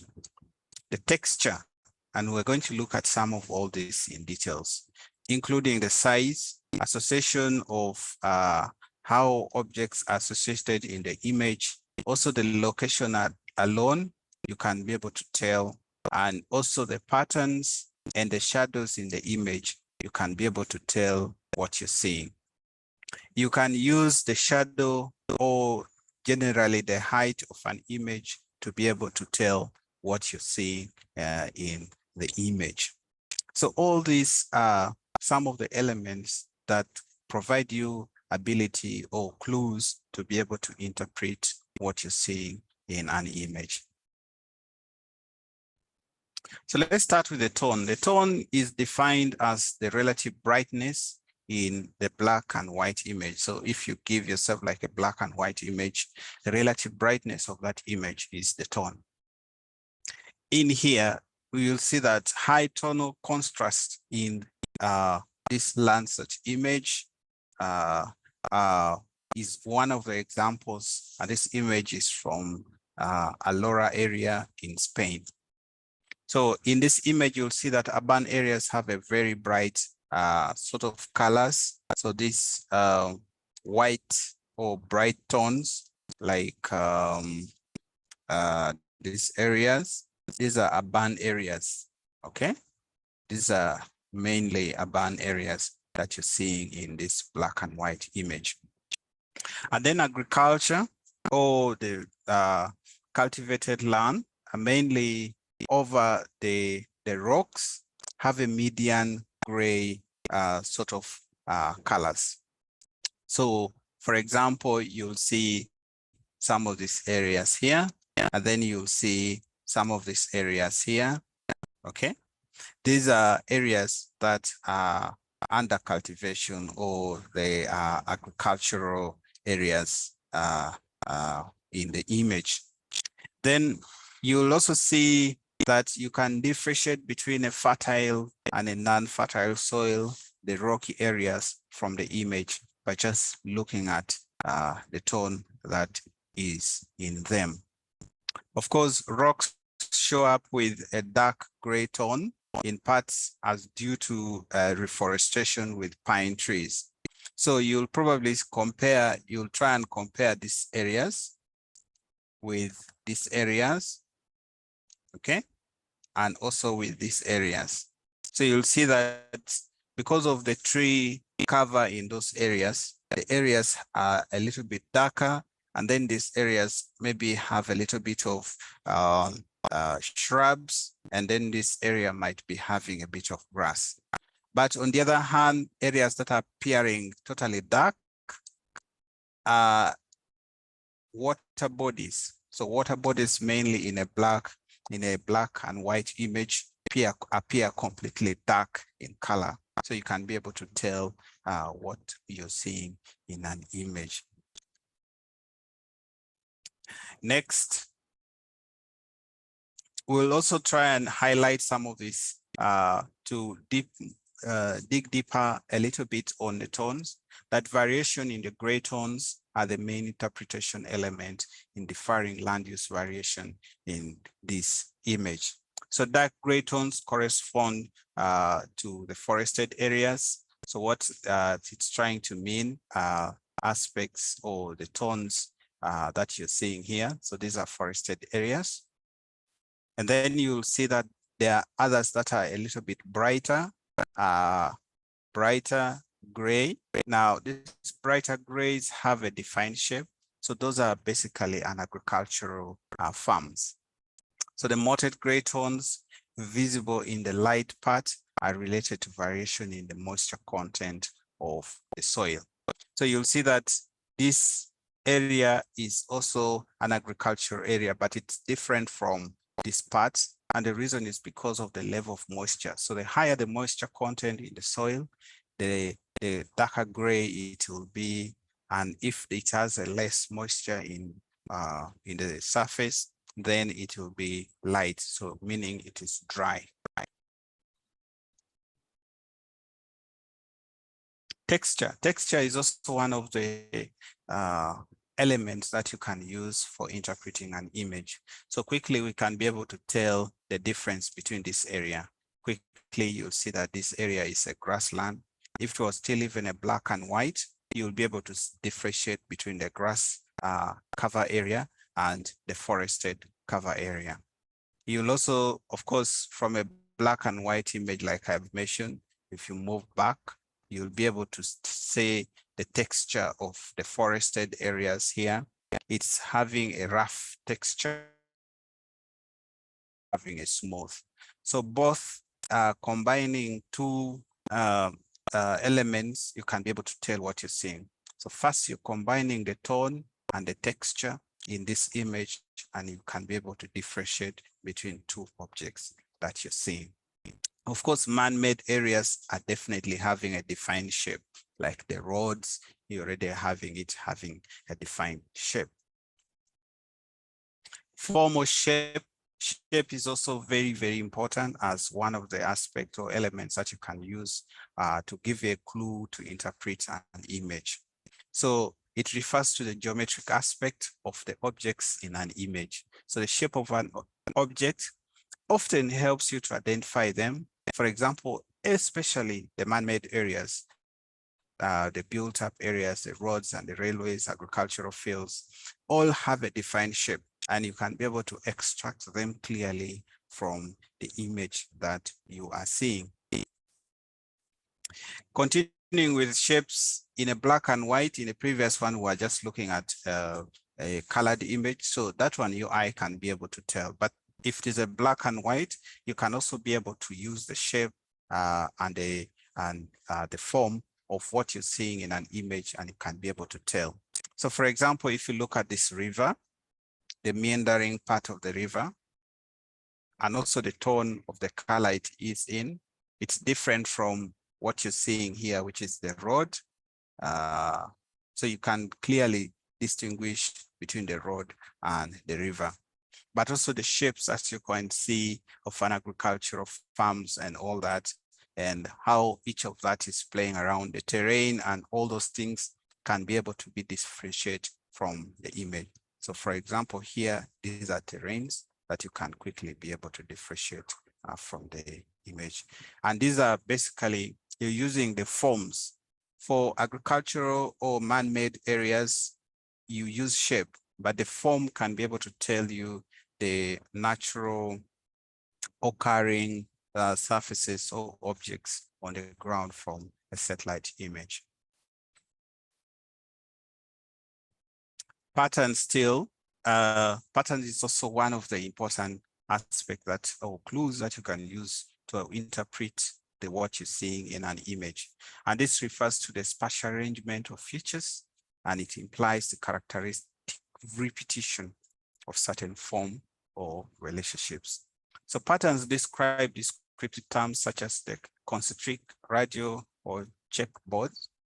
And in this image that you're seeing here, different patterns of land use, all small scale of agricultural fields are concentrated at a higher levees, as well as most of the settlements are having those medium gray and fine geometric patterns in an image. We shall see more of patterns here, that areas that are of agriculture, and this concentration is shown based on the malts, the shrubs, and the limestone. Those are in that area. So for example, if you know an area and then you look at the way the patterns of how objects are appearing in it, you can now be able to segregate and differentiate between what you see in an image. Patterns also can, for example, in this example, we're looking at, we're seeing areas that are in dark sort of colors, and they have a certain shape that is natural. For example, you'll see that the forested vegetation is bounded in somewhat wetter valleys, reflecting the most perfect dendritic drainage pattern of an area. Association and site. So the site relates to the topographic or geographic location of an object of study, often in relation to other objects in the image. So what you're seeing here is that there are certain objects in the ground that are associated to each other. The many roads or lines that you're seeing inside the built-up environment is related to either settlements, related to residential homes, related to maybe urban or public places that people always move in, factories and so forth. But you'll see that there are no, because this area is a different landscape, the roads that you're seeing are not quite many within this landscape. So you can also be able to relate that forested areas are associated with the grassland areas and so forth. And you can differentiate between these areas and these areas based on the associated objects that are visible in the image. So association refers to occurrences of the objects of the study in combination with other objects, just like I've mentioned, that make it possible to infer about its function or the meaning. And I've already explained what the site is. Now, there are three levels that one can use to distinguish an image during the process of interpretation. Detection. It is possible to decide if an object of a known spectral and spatial characteristic is present at the defined geographic location. Doctor has already explained aspects of spectral as well as spatial characteristic of objects in an image. Recognition is also one which implies that it is possible to decide if an object of expected spatial and spectral characteristic is present. Then final identification, meaning that it's possible to identify an object on the basis of their characteristic forms and spectral responses. So basically we are looking at three things: characteristic forms, okay, spectral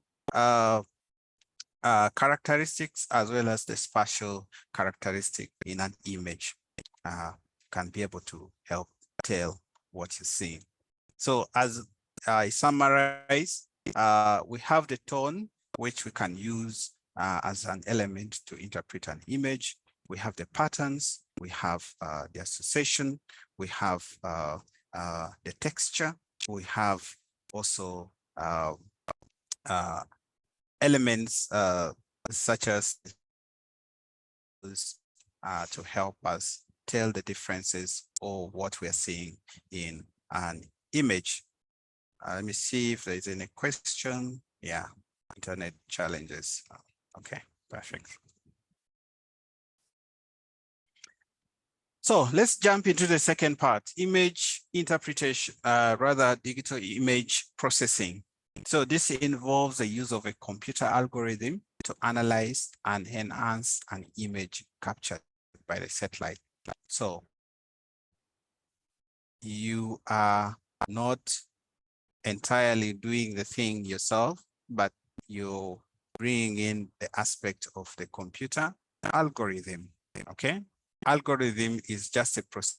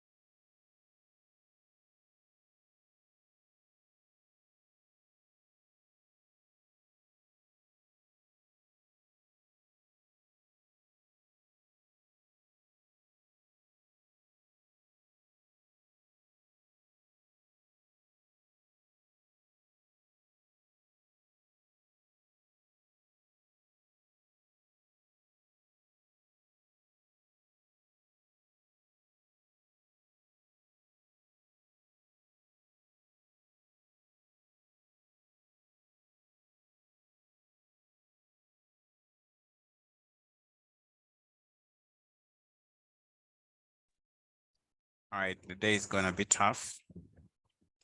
So let's start with digital image processing. What is it about? So here is whereby you're using a computer algorithm to be able to analyze and enhance the images that have been captured by the satellite. And I mentioned that the computer algorithm are basically procedures and techniques that have been implemented in terms of a software process to be able to analyze or enhance an image from a satellite. So the goal of image processing is to extract useful information from a raw data. So I told you that when data is still raw, then it's just a raw information, but when it's processed, then it becomes useful information. So it includes things like identifying features on the ground, tracking changes over time, and monitoring the environmental condition. So this picture is not clear, but basically there are things to do about filtering.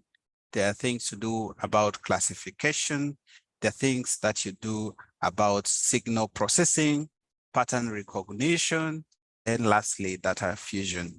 And we're going to look at some of these in details as we proceed with the presentation. So why do we do image interpretation? I've talked about it a little bit, given some hints, but it's due to the presence of the solid state multispectral scanners and other raster input devices. So we have either solid state multispectral scanners that are in the satellites themselves, but also we have different raster input devices. So things like why we also do digital image processing is because digital raster images of spectral reflectance data are now freely and openly available. There's also availability of this data in a digital form, which enables the applications such as the computers to provide analysis techniques to the image that has been provided or captured. So digital image processing techniques used can broadly be grouped into three categories. One is image rectification. The second one is enhancement of an image. So after doing a rectification, then you can enhance the image. And then lastly, you can then generate a classification or classify an image to generate a classified or different classes in the image. And we're going to look at this all in details.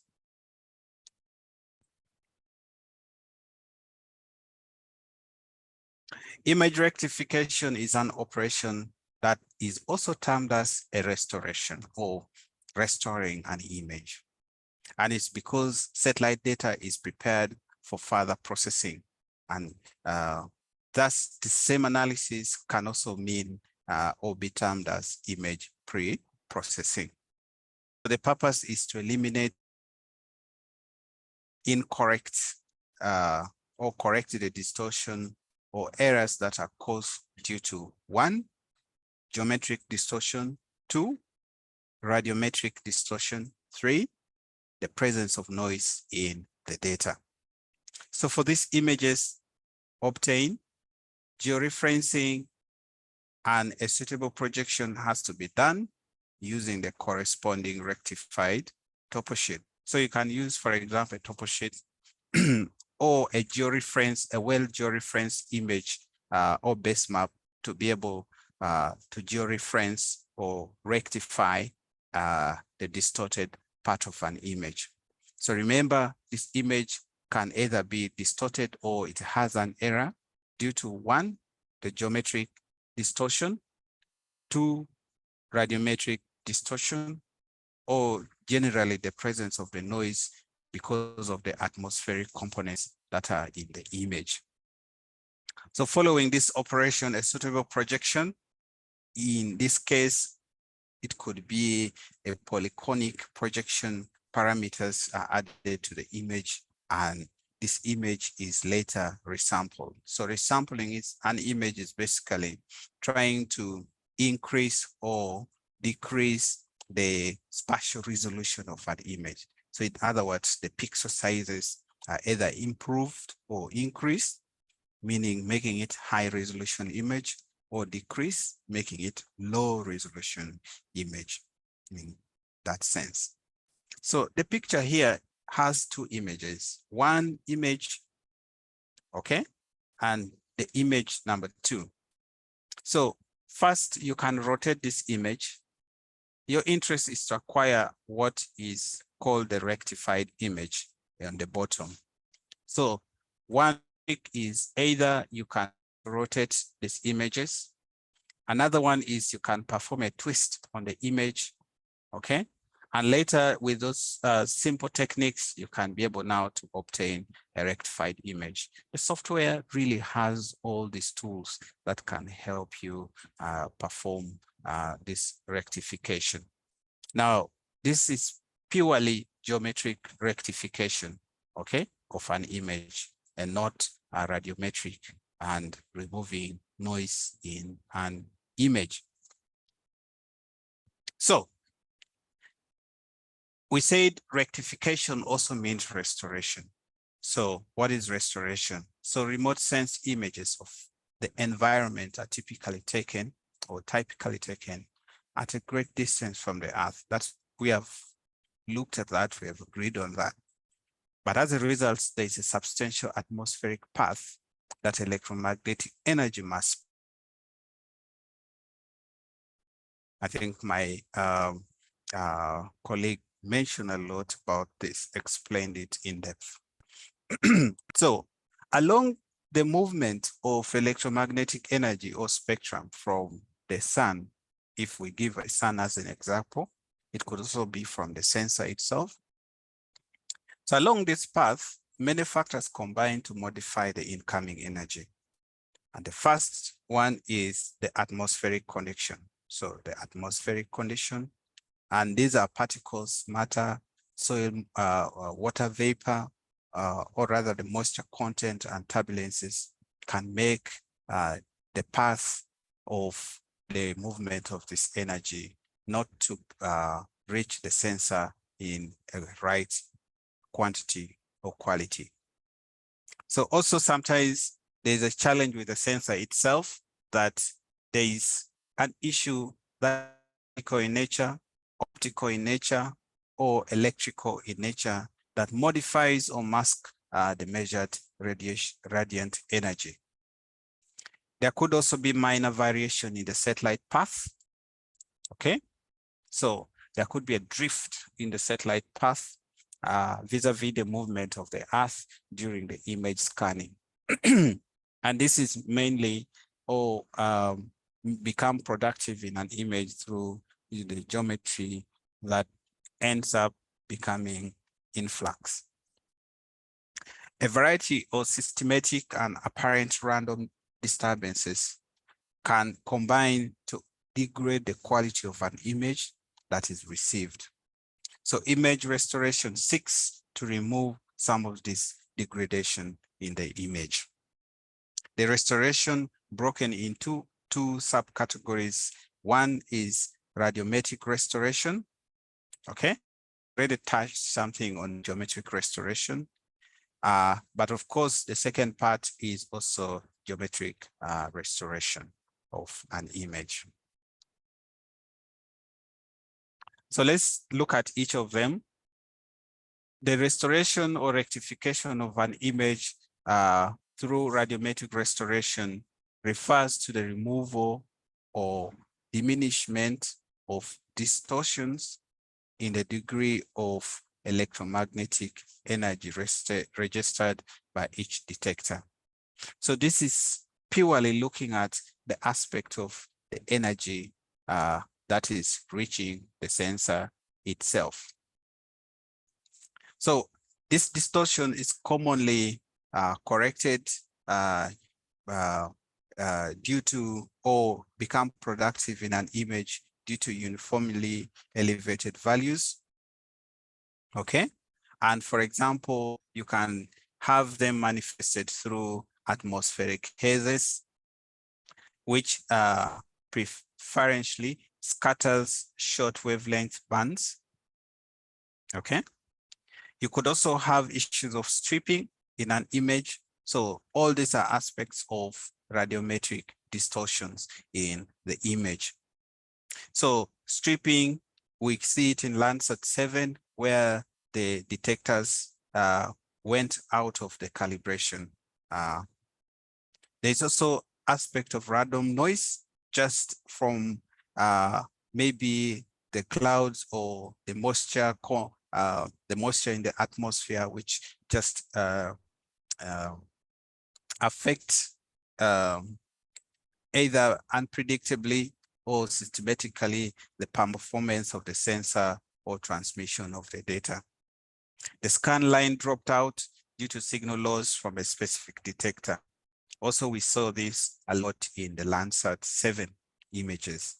You probably, if you download in the near future, when you start dealing with the practical hands-on on an image, you realize that Landsat 7 from 2003 up to now do not have a good image at all. Their images come with a scan line error in them. So there are black lines, strips in the image. Procedures for radiometric radiation focuses on converting the raw unitless relative reflectance values, and these unitless reflectance values are called digital numbers in remote sensing image processing of original band into a true measure of reflective power, which is radiance. So basically, performing this restoration on radiometric aspect of the image is trying to convert the digital numbers into a radiance, okay? A radiance, but also later it's then converted into reflectance, okay? Into reflectance. Reflectance. Okay, forget my writing, it's weird, but it's something like that.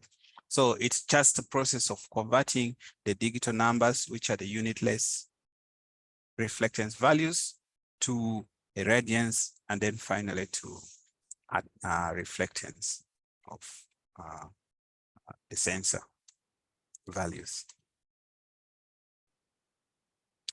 I touched a little bit on geometric restoration, but just to give more light here, that for mapping purposes, it's essential that any form of a remotely sensed image be accurately registered to the actual location. And there's things to do with projection and the projection of an image and so forth plays a big role. And we have already learned a little bit on that in the GIS introductory concepts. So with satellite imagery, the very high altitude of the sensing platform, Doctor has already mentioned different platform, ground-based, high altitude, medium altitude, and all that. He has talked a lot about them. So because of these platforms, and especially those that are in very high altitude, they result into minimum image displacement due to relief. As a result, registration can usually be achieved through a systematic rubber sheeting transformation processes. So these transformation processes gently warps an image, okay? Using, for example, the polynomial equations. Like we said, remote sensing has a lot of mathematics. We have just tried to avoid a lot of those mathematics because they're a little bit technical, but I implore you to really look on them in much details. So this is done based on the known position of the set of a widely displaced control points through resampling again.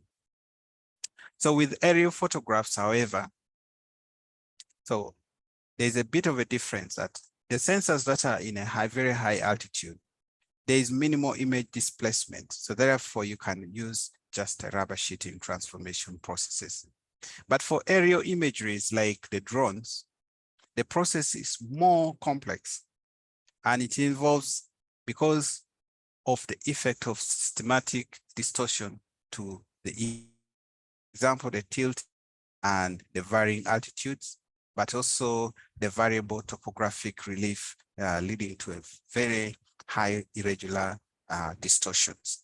So if you're flying the drone is just moving. If you're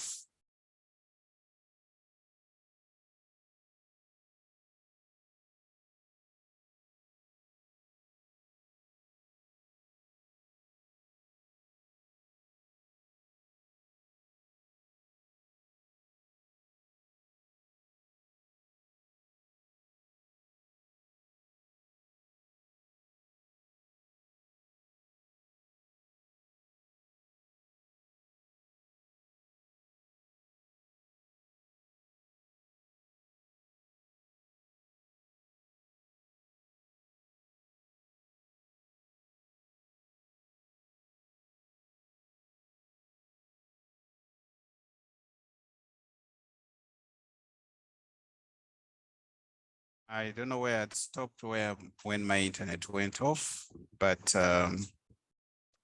yeah, okay.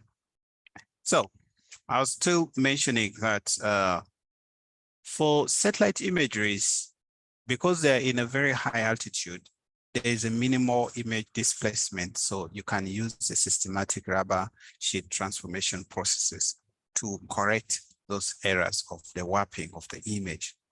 But for aerial photographs, for example, they taken by the drone or so forth, there is a lot of systematic distortion. And this is related to the tilting and the varying altitude, but also the variable topographic relief, which will lead to irregular distortion.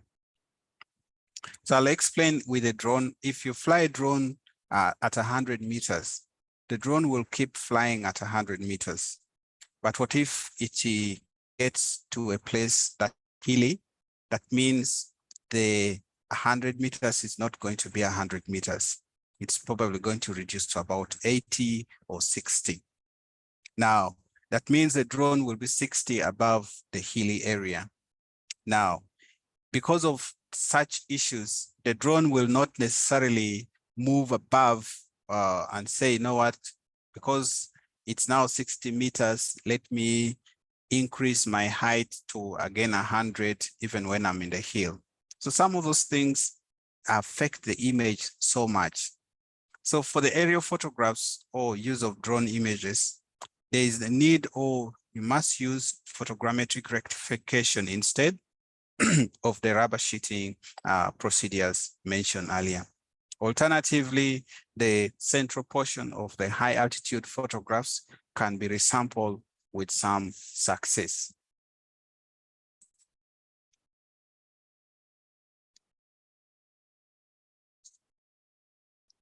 So now that we have finished image rectification, let's move into the second part of it, which is the image enhancement. So enhancing an image is concerned with the modification of the image to make them more suitable for the capability of human vision. So this is the catch word. What you're interested in is to make sure that your eye can be able to interpret an image. It doesn't necessarily have to change the underlying values of that image or of the raster pixels, but just enhancing it to make it a little more clear for you to see. Just like when you're looking at a picture on your phone, you can increase the color, or rather you can increase the brightness a little bit. It doesn't mean that you've changed the quality, the initial quality of the image. You've just increased. Unless you save it as another picture, that's when it will retain the brightness that you've set, increased it to. But if you don't, next time you open the same image, you'll have to increase the brightness, because when you increase the brightness on the first time, you didn't change the underlying values of the pixels of the image. So regardless of the extent of digital intervention, visual analysis invariably plays a very strong role in all aspects of remote sensing. Just like I mentioned, even when you're doing semi-automatic interpretation or processing of an image, you still need the intervention of a human being to make a good judgment of what they are interpreting. So many image enhancement techniques exist, and we shall look at a few of them: contrast stretch, composite generation. Somebody talked about combination and combination something. We'll look at that, and the digital filtering on an image. So what is this in details? So image enhancements are done to improve the interoperability of a satellite image. So we just, interoperability, we mentioned a little bit of this, is the consistency of one person and another person to be able to agree or be able to say the same thing as whenever they are looking at an image. So different techniques of enhancements were used, and they include, in addition to what I've just mentioned, the linear stretch, standard deviation stretch, histogram equalization, and stretching by use of breakpoints. So some of these different techniques give different types of results, and one single technique is good for all types of scenes or interpretation. Hence, trial and error method has to be used for getting the best results as seen under investigation. So I am telling you, when we start doing the practical remote sensing analysis, we shall be seeing that every time we try to stretch an image, we can pick one of the method and it's not performing a good stretch on the image. So the image still looks dark. But later we keep swapping here and there, try and error until we get the perfect one. Remember, image enhancement is performed on the image, not to change the underlying raster values, but just to make it visually pleasing for the eye so that they can interpret the image. So some things like normalized difference of vegetation index can be done because it's going to reduce the complexity on the image to only use the two bands. Doctor mentioned a little bit on those bands for image characteristic analysis that you saw. Also, you can use the ratios, or you can use the Fourier transformation, edge enhancements, the PCA, the principal component analysis.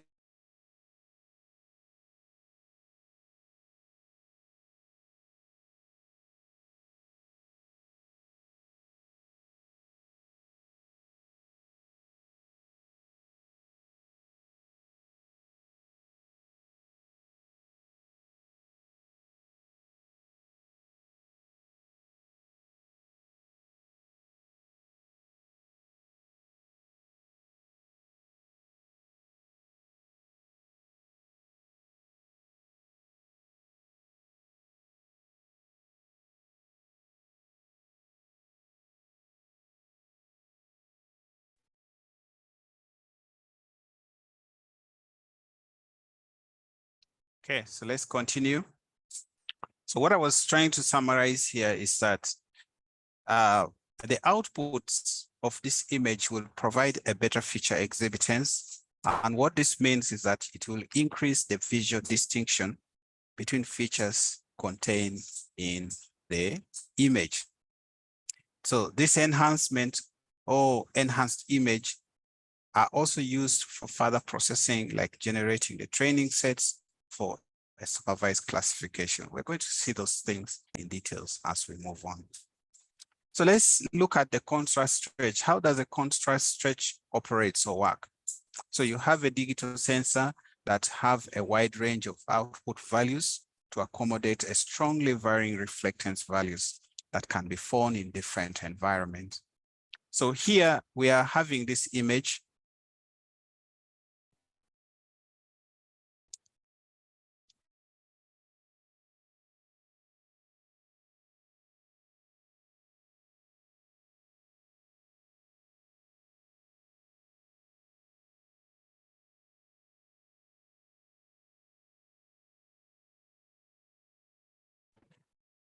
So if we look at this image is a third or band number 3 of a Landsat image, which is the thematic mapper image. Okay, so it's a band 3 image, meaning it's also a visible red band. And you'll be able to see the histogram and how it looks like. Okay, now you'll be able to see that the histogram of this image is skewed towards it's skewed towards the right, okay, the left rather. And then you'll see there's a long trail of outlier or a long segment of it, which is in value 0. So it means that if you have this image, it will have this color that is black. But later when you stretch it and try to normalize this image so that you achieve a normalized curve of this histogram. So initially this is how it is. So later when you stretch it, it's going to have something like this, so that you don't have this skewness and things will be a little bit concentrated towards the mean here. So therefore, you'll have a clear whitey light or white areas and a clear dark areas, not something that is merged like this. So areas that are white could be on this end, and then areas that are dark will be on this end. So there's a clear distinction between what is white and what is dark.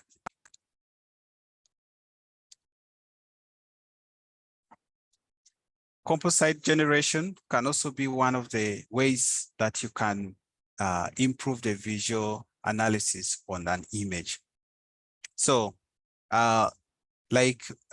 mentioned that you had a number of bands on each of the images that you acquire from the satellite image. And if we get some little bit of time, I'll take you through some of the applications, or I'll share them online, and then you'll be able to play around with the different bands and understand what is band 1, band 7, band 3, band 2, and so forth. But enhancement technique where you do a composite generation is for visual analysis, like I mentioned, and color composites make fullest use of capabilities of human eye. Depending upon the graphics system that one is using, the graphic system is basically how your laptop or your computer displays the information you're seeing on your screen. So depending on that, composite generation ranges from simply selecting the bands to use to more involved procedures of band combination and associated contract stretches. We have already looked at how to stretch an image using a contract stretch, and the example is a linear stretch. So the figures below show several composites made with different band combinations from the same Landsat or the thematic image. So what you're seeing in the extreme left is the RGB combination, meaning you have band 3, 2, and 1. And then on the extreme right, you have the RGB combination still, but you're using shortwave infrared band, you're using infrared band, and the band 2 of an image.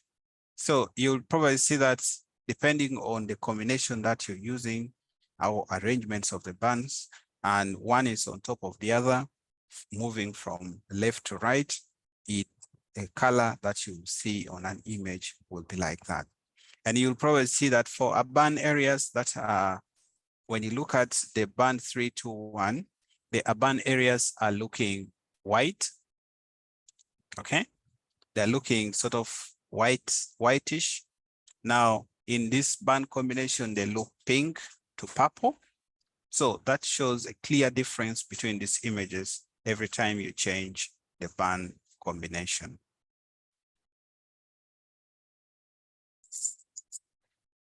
So there's also digital filtering. Digital filtering is one of the image enhancement technique and it's one of the most intriguing capabilities of digital analysis. Now, a filter or filtering or filters can be used to provide edge enhancement, especially, and sometimes called the crispening. And here, it helps one to remove image blur and to isolate lineaments and directional trends amongst the image. And we shall look at it, at this example here, that you have this lake before a filter has been performed. This is how it looks. You can't clearly see the differences. There's a lot of glaring whitish spectrals, speckles on the image that you're seeing. But later, after filtering, you'll see that the water area has completely become a little bit much darker, and the neighboring areas also have become a little bit different from the water area.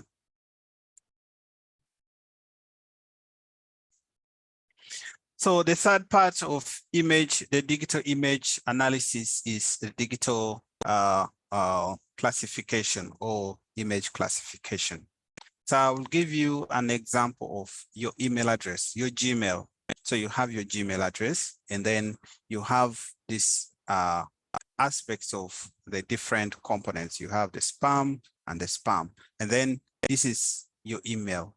And then you can classify based on your email that you've received, you can classify them, those that are good images. So you have a spam, you have the right image, that email that you're supposed to receive, and then also there's spam coming from another source. So spams in emails are basically random emails that are sent to your email address, and you're not your email provider thinks, oh, it's strange to the email provider. So your email provider is Google if you're using Gmail. So when they look at this email that has come in, probably it's coming from the first person, the first time, but also it could be that this email that has come, the site where it has been sent from is not secure. Okay, so automatically the email provider is going to say, okay, we are not sure about this email. Maybe it's it infringes on your rights, or it's a virus or something like that that has been sent to modify or manipulate your email content. So they are put as spam. But later when you do a classification, the actual email or the correct emails that are supposed to come to you will be segregated as in the inbox, and then in the spam folder, you'll also have those that are spams. So what is image classification? In a nutshell, the classification is a process of assigning classes, not necessarily land cover. It's a process of assigning classes, okay, to pixels. So you're assigning a class to a pixel. Remember, the image comes as a pixel. So all you're doing is that you're saying, okay, for this pixel, it should be in this class. Okay, that is all about the classification, not necessarily for the land cover. It could be a different kind of classification that you're performing. Of course, in remote sensing and Earth observation is normally classified to the different land use and the land cover data, or land use and land cover categories. So image classification operation is essentially meant to substitute. So you're substituting the visual analysis of a remotely sensed image data and performing or enabling you to perform quantitative assessment. Classification of a digital image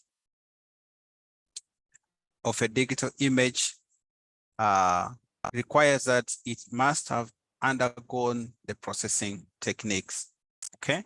And these were rectification, enhancement, and the actual classification.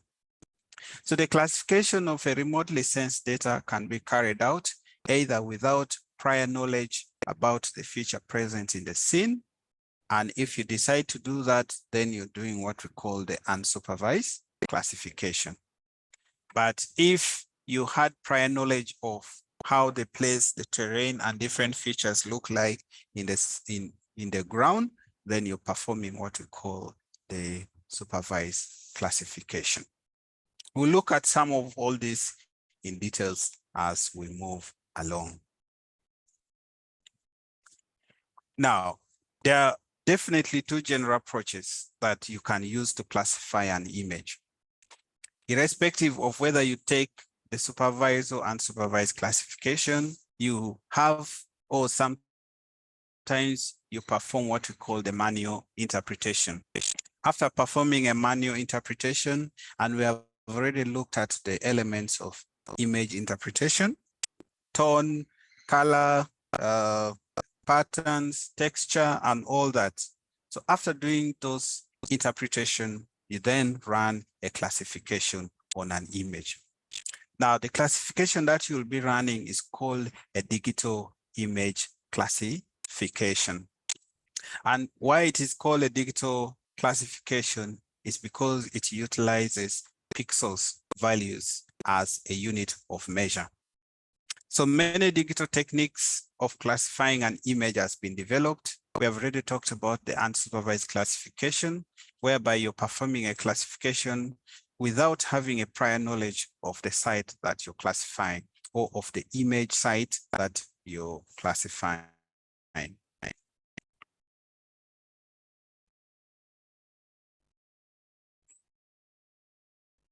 Another way of performing a classification, as I mentioned, is also supervised classification, whereby you have already prior knowledge on the site or the image data that you're classifying.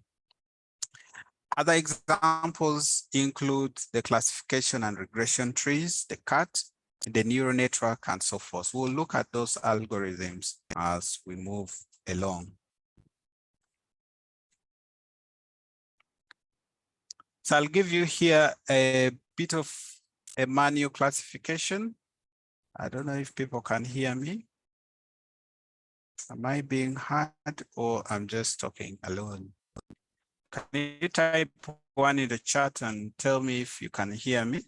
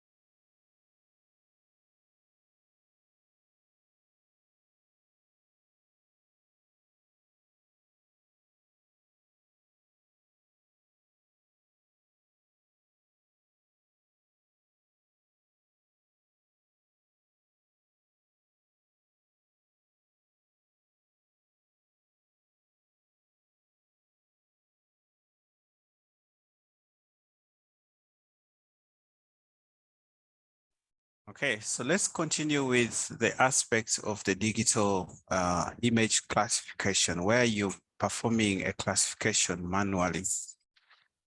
Say you have this area for a satellite image photo, and you're going to perform a manual classification. So all you need to do is you conduct you do something called transparent overlays. Okay, so you can overlay your data on top of this, and then you keep clicking back and forth, and then you see how your image is looking. Practically, if I'd showed you, it would have been much easier. Also, you can decide to just delineate features. So you digitize the roads from here. So all those, that is, all you're doing is you're manually generating the different objects from this aerial image. You can also compile different maps or generate reports, and those are all the tricks and the processes of performing classification. So just more tips on the digital classification is whereby you display a georeference image or a photo on the screen, and the digital line or drawing is then performed to delineate those features. The analogs to draw on, or the analogies or analogs to draw and perform an overlay on an image can also be done. And you do the process line or convert it to features in a geographic information system. Just like Dr. said, we use a tool, the GIS tool, to manipulate these remote sensed images or data. So in summary, when you're performing a classification, you basically use two. One is unsupervised, where the computer does the clustering pixels together based on the similarity of the digital numbers. You can also do a supervised process of classification where a computer uses the training data. The training data are examples of the target classes, and assign pixels to the training classes that they are most similar to. And the examples could be the neural network, ISO data, and so forth that we shall be looking at in details. So the analogy of performing a classification is one, truckload of fruits. You have a truck that is loaded with fruits, and these fruits in an image are pixels. So these fruits may include apple, orange, and so forth that have been loaded in the truck. Now, your goal is to separate them by type, and you put them in a separate basket. So those baskets or buckets are classes. So you have a full truck here that is loaded with fruits, okay?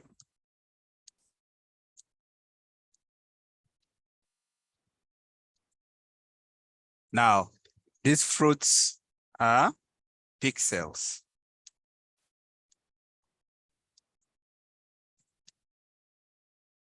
Now, then you have buckets or baskets. Forgive my drawing, it may not be very clear.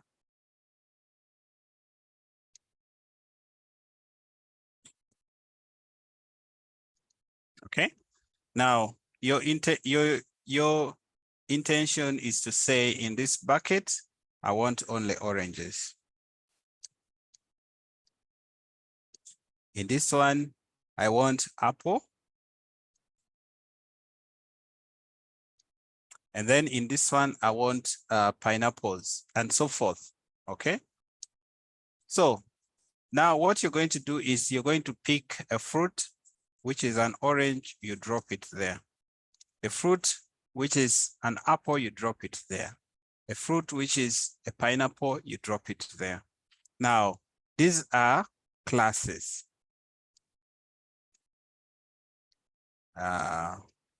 These are classes. So this is class orange, class pineapple, and class rather pineapple, and then class apple. Now, that is basically what you're trying to do, that you have the pixels that is in this image, and you want to segregate all the pixels that are in the image into different classes. In this case, the buckets or baskets. So what you're going to do is that using a person or a computer who has never seen these fruits before or does not know the difference between them, you try to generate a combination of different baskets, which are the classes from the image. So let's go and look at details of how unsupervised classification is done.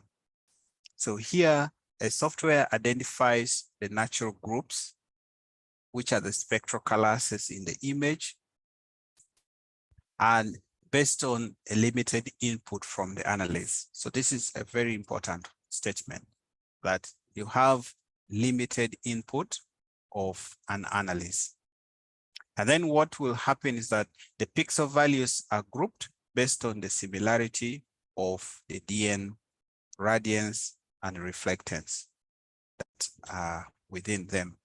So these pixels are then grouped into what we call the clusters. So the clusters are the baskets that we talked about earlier.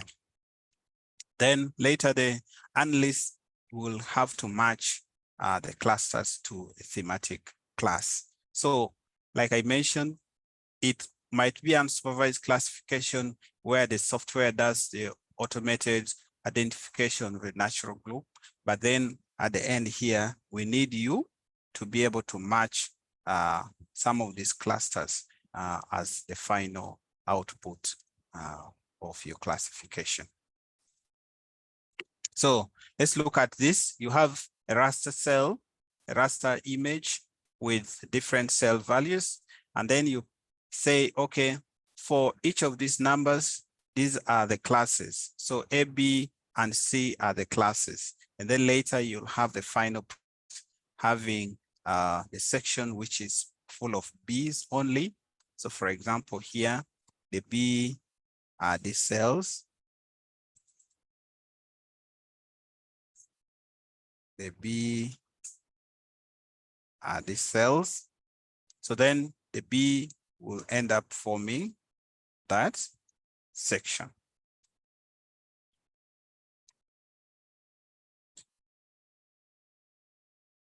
Okay, I hope you can hear me. Just type 1 in the chat. Yeah. Yeah, thank you. All right, so today I am really having challenges, but it's okay. Let's finish this. So then you'll have these classes. So for example, here, your B means agriculture, your C means the rock, and then the A means the water body.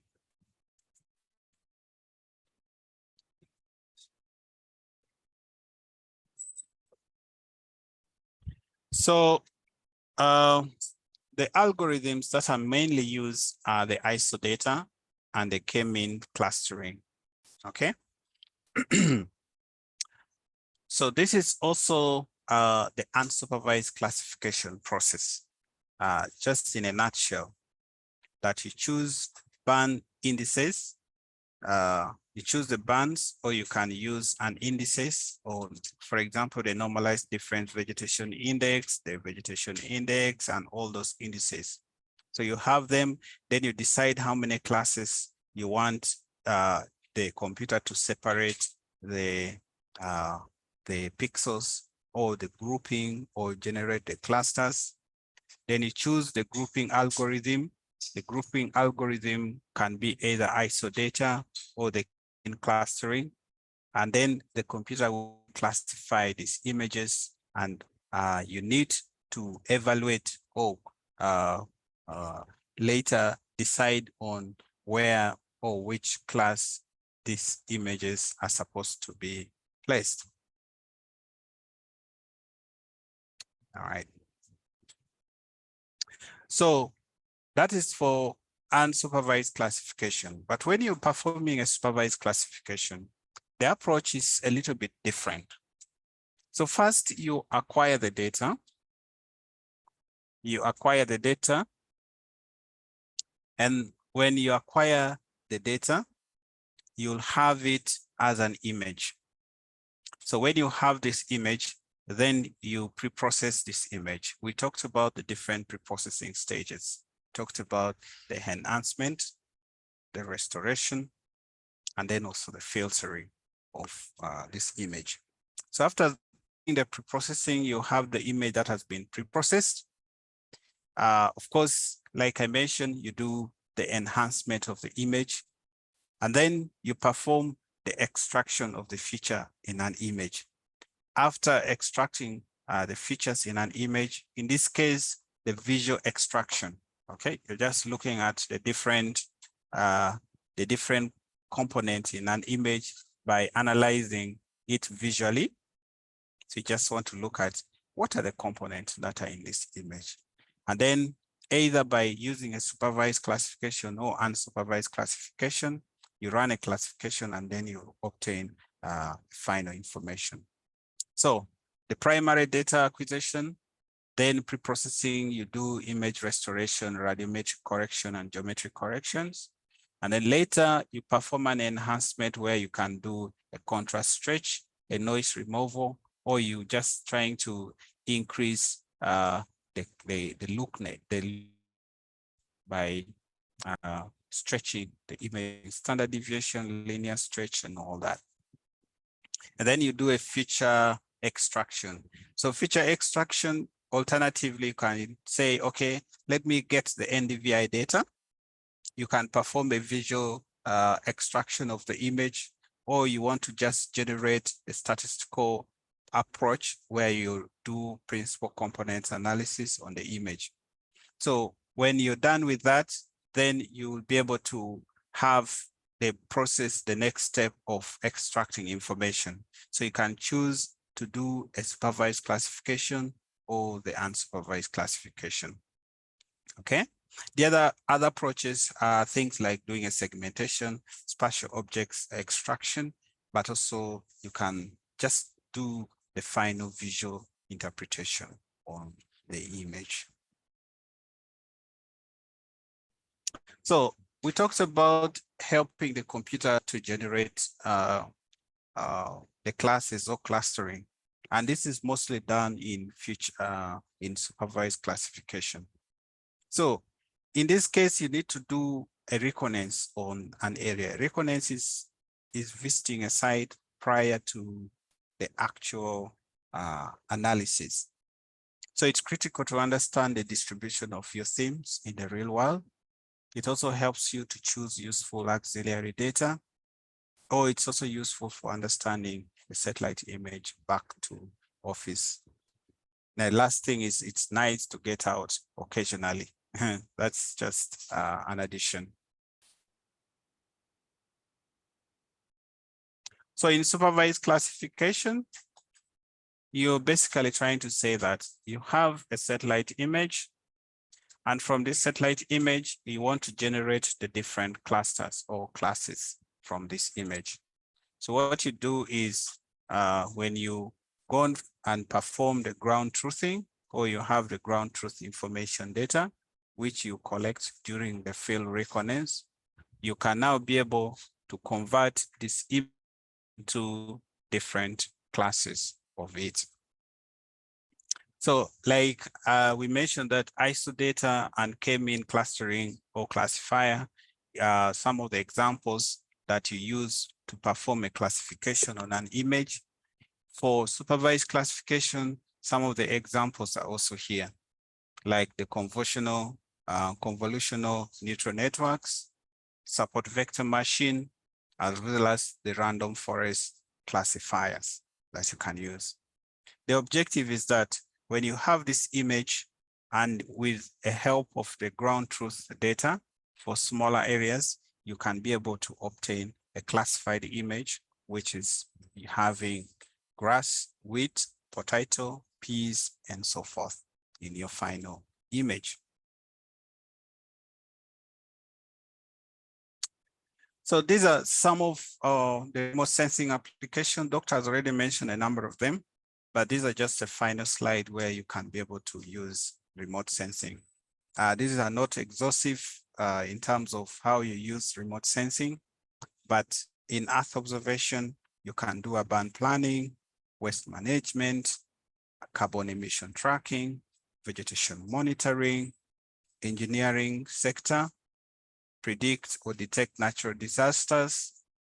You can also do a mapping of resources in the airport.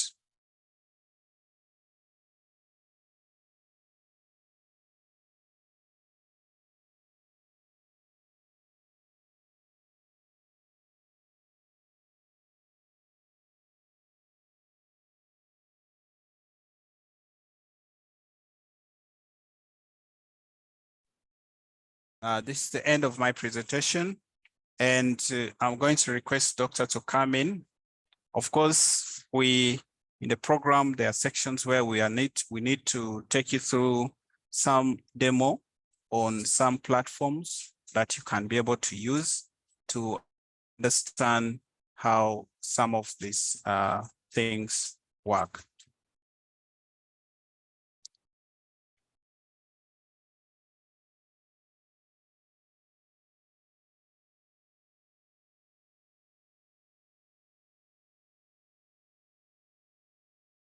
You've missed my presentation. So as I wait for Doctor to come in, I want to just show you some of those sites. When he's ready to come in, then we can proceed from there. So first of all, in the classroom, we have linked sites. We have linked certain sites that you can be able to visit, and you can be able to appreciate things that we're talking about.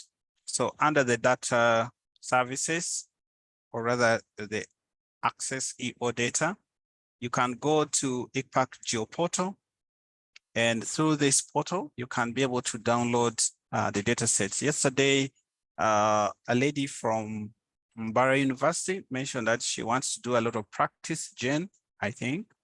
Jen wants to do a lot of practice, and she's wondering where she's going to be able to access the different layers. So here, if you just search for Uganda, if you're working in Uganda, and especially for East African countries, you can be able to get a number of data sets that you can work with. So just search for Uganda here. You'll get a number of products that you can be able to download. For example, the population distribution of 2022 and so forth that are tailor-made for Uganda. Okay. All right. Populated places, villages, and so forth. These are villages for 2019. These are points. These are points that you can be able to access and work with. Now, of course, we'll take you through some of these platforms at a later stage on how you can utilize them. But another platform that I'm going to link in the site is called, just to help you understand the concept of remote sensing and Earth observation, is you can look at the Landsat Explorer. I'm going to put these links both on the chat, but also in the classroom or our digital learning platform, so that you'll be able to access them. And I'll show you quickly where you can be able to just look at this link is already in the class digital learning platform that we have, the e-learning platform. So feel free to do that. I'll also open the second one called the Sentinel Explorer.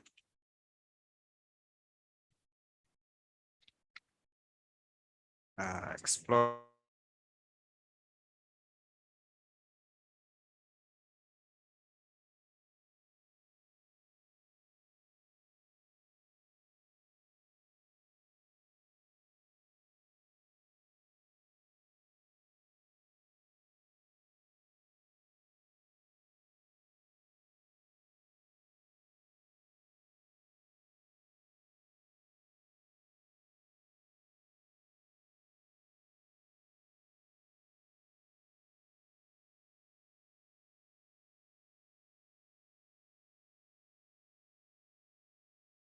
It's a Landsat Explorer, which you can be able to interact with to understand how the satellite images are, what can you be able to perform with them, and so forth. So what is important is when you get this link, or when you get into the Landsat Explorer, you have to click on About. Okay, this is the app tutorial. So the app tutorial will be able to take you through the tutorial step by step on how the site really works. So you go next, you keep clicking next, and so forth until you'll be able to finish to understand the different components about the Landsat image and what is infrared, what are these different vegetation index, and so forth. It will give you a wealth of knowledge to understand what we have taught you or what we have learned over time, especially when you're talking about the satellite images and what you can be able to perform with them. In this, you can do change analysis. You can visualize the images of different dates. Basically, it allows you to explore these images in depth. You can also go for the Sentinel Explorer, and I think I've shared the link on the chat. Let me reshare for the Sentinel Explorer. So for the Sentinel Explorer is in the chat. For the Landsat Explorer is there. But don't worry, I am going to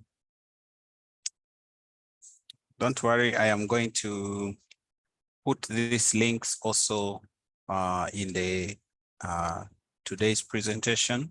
So you'll have access to them so that you can be able to use them in details or explore them. Still, also in Sentinel Explorer, there is an app tutorial section where you can click on and follow step by step how the app really works and how you can manipulate the areas. It doesn't only work in the US. You can just zoom out and then you can scroll to the continent of Africa, and then you can work with the area that you're more familiar with, okay? Don't necessarily have to work with a site that you're not familiar. So you can go to Ethiopia, you can go to Eritrea, you can go to any area that Djibouti, that you're familiar with, and then you scroll there, and then you can manipulate these tools to help you explore these images and understand what change detection you can perform, a change detection, the swipe, and all those things that we have taken you through earlier. Okay, you can also export the top layer as a PNG or as a TIFF. So if you have maybe a smaller area, let's say here, you can scroll to a small area. Here I'm in Djibouti. You can scroll to a small area and then you can be able to export this image as a TIFF or as, so for example, here the pixel size is 30 meters. You select the right projection. I'll just leave it by, and then I just pick the extent and the render. So the render is basically the color composite of that. And then you can click on export. So it will help you pick or clip a very small area just for your study, and the image that you'll get will be for a particular period. Here, the image that I am seeing is of January 31st, 2023. You can also change this by coming here and you can select the time, the right time that you want for that image, and you can be able to download the image of that particular period. Okay, so then so simply that's that. If you have any question, let me know. Do we need a license to work with ArcGIS? Yes, to work with ArcGIS here, these are free of charge. Anyone can access, but of course, if you have the ArcGIS online, you can be able to add your data. I have an ArcGIS online account and all those things, so I can be able to do that. So if you want to use ArcGIS software, you need a license. We mentioned that the license is about it's about 100. If you're in East Africa, it's about $170. So you can acquire yourself a license, and then you can be able to use the online platform, or if you need that software. The ICPAC link is already in the classroom. Please let me go back. So the ICPAC link is in the digital learning platform or the e-learning platform. I've put quite a lot of things there. I don't know if you've noticed, but if you are there, you can even access a number of data sets that are within the ICPAC platform. So check out when you've logged in, you'll be able to go through those links, make requests to data. You can make requests to data and you'll be able to use the platform. Yep. I'm going to link some of these things on the presentation materials, these links, so that you can be able to have access to them. But when you reach here, kindly take time, use the app tutorial, this icon, to help you start with how the tool works, because it takes you step by step on how the tool works and so forth. So you don't have to worry. You just have to follow that, and then it will teach you how to use the tutorial. Okay. As I mentioned, those who are going to test their skills after this training, remember, I'm going to put the materials, and I'm going to come to that point in the next step to tell you now what next, what is the way forward as we close. But there's what we call the QGIS tutorial page. Tutorials. The QGIS tutorials page has a number of tutorials that you can use. They already have the attached data sets for your practice.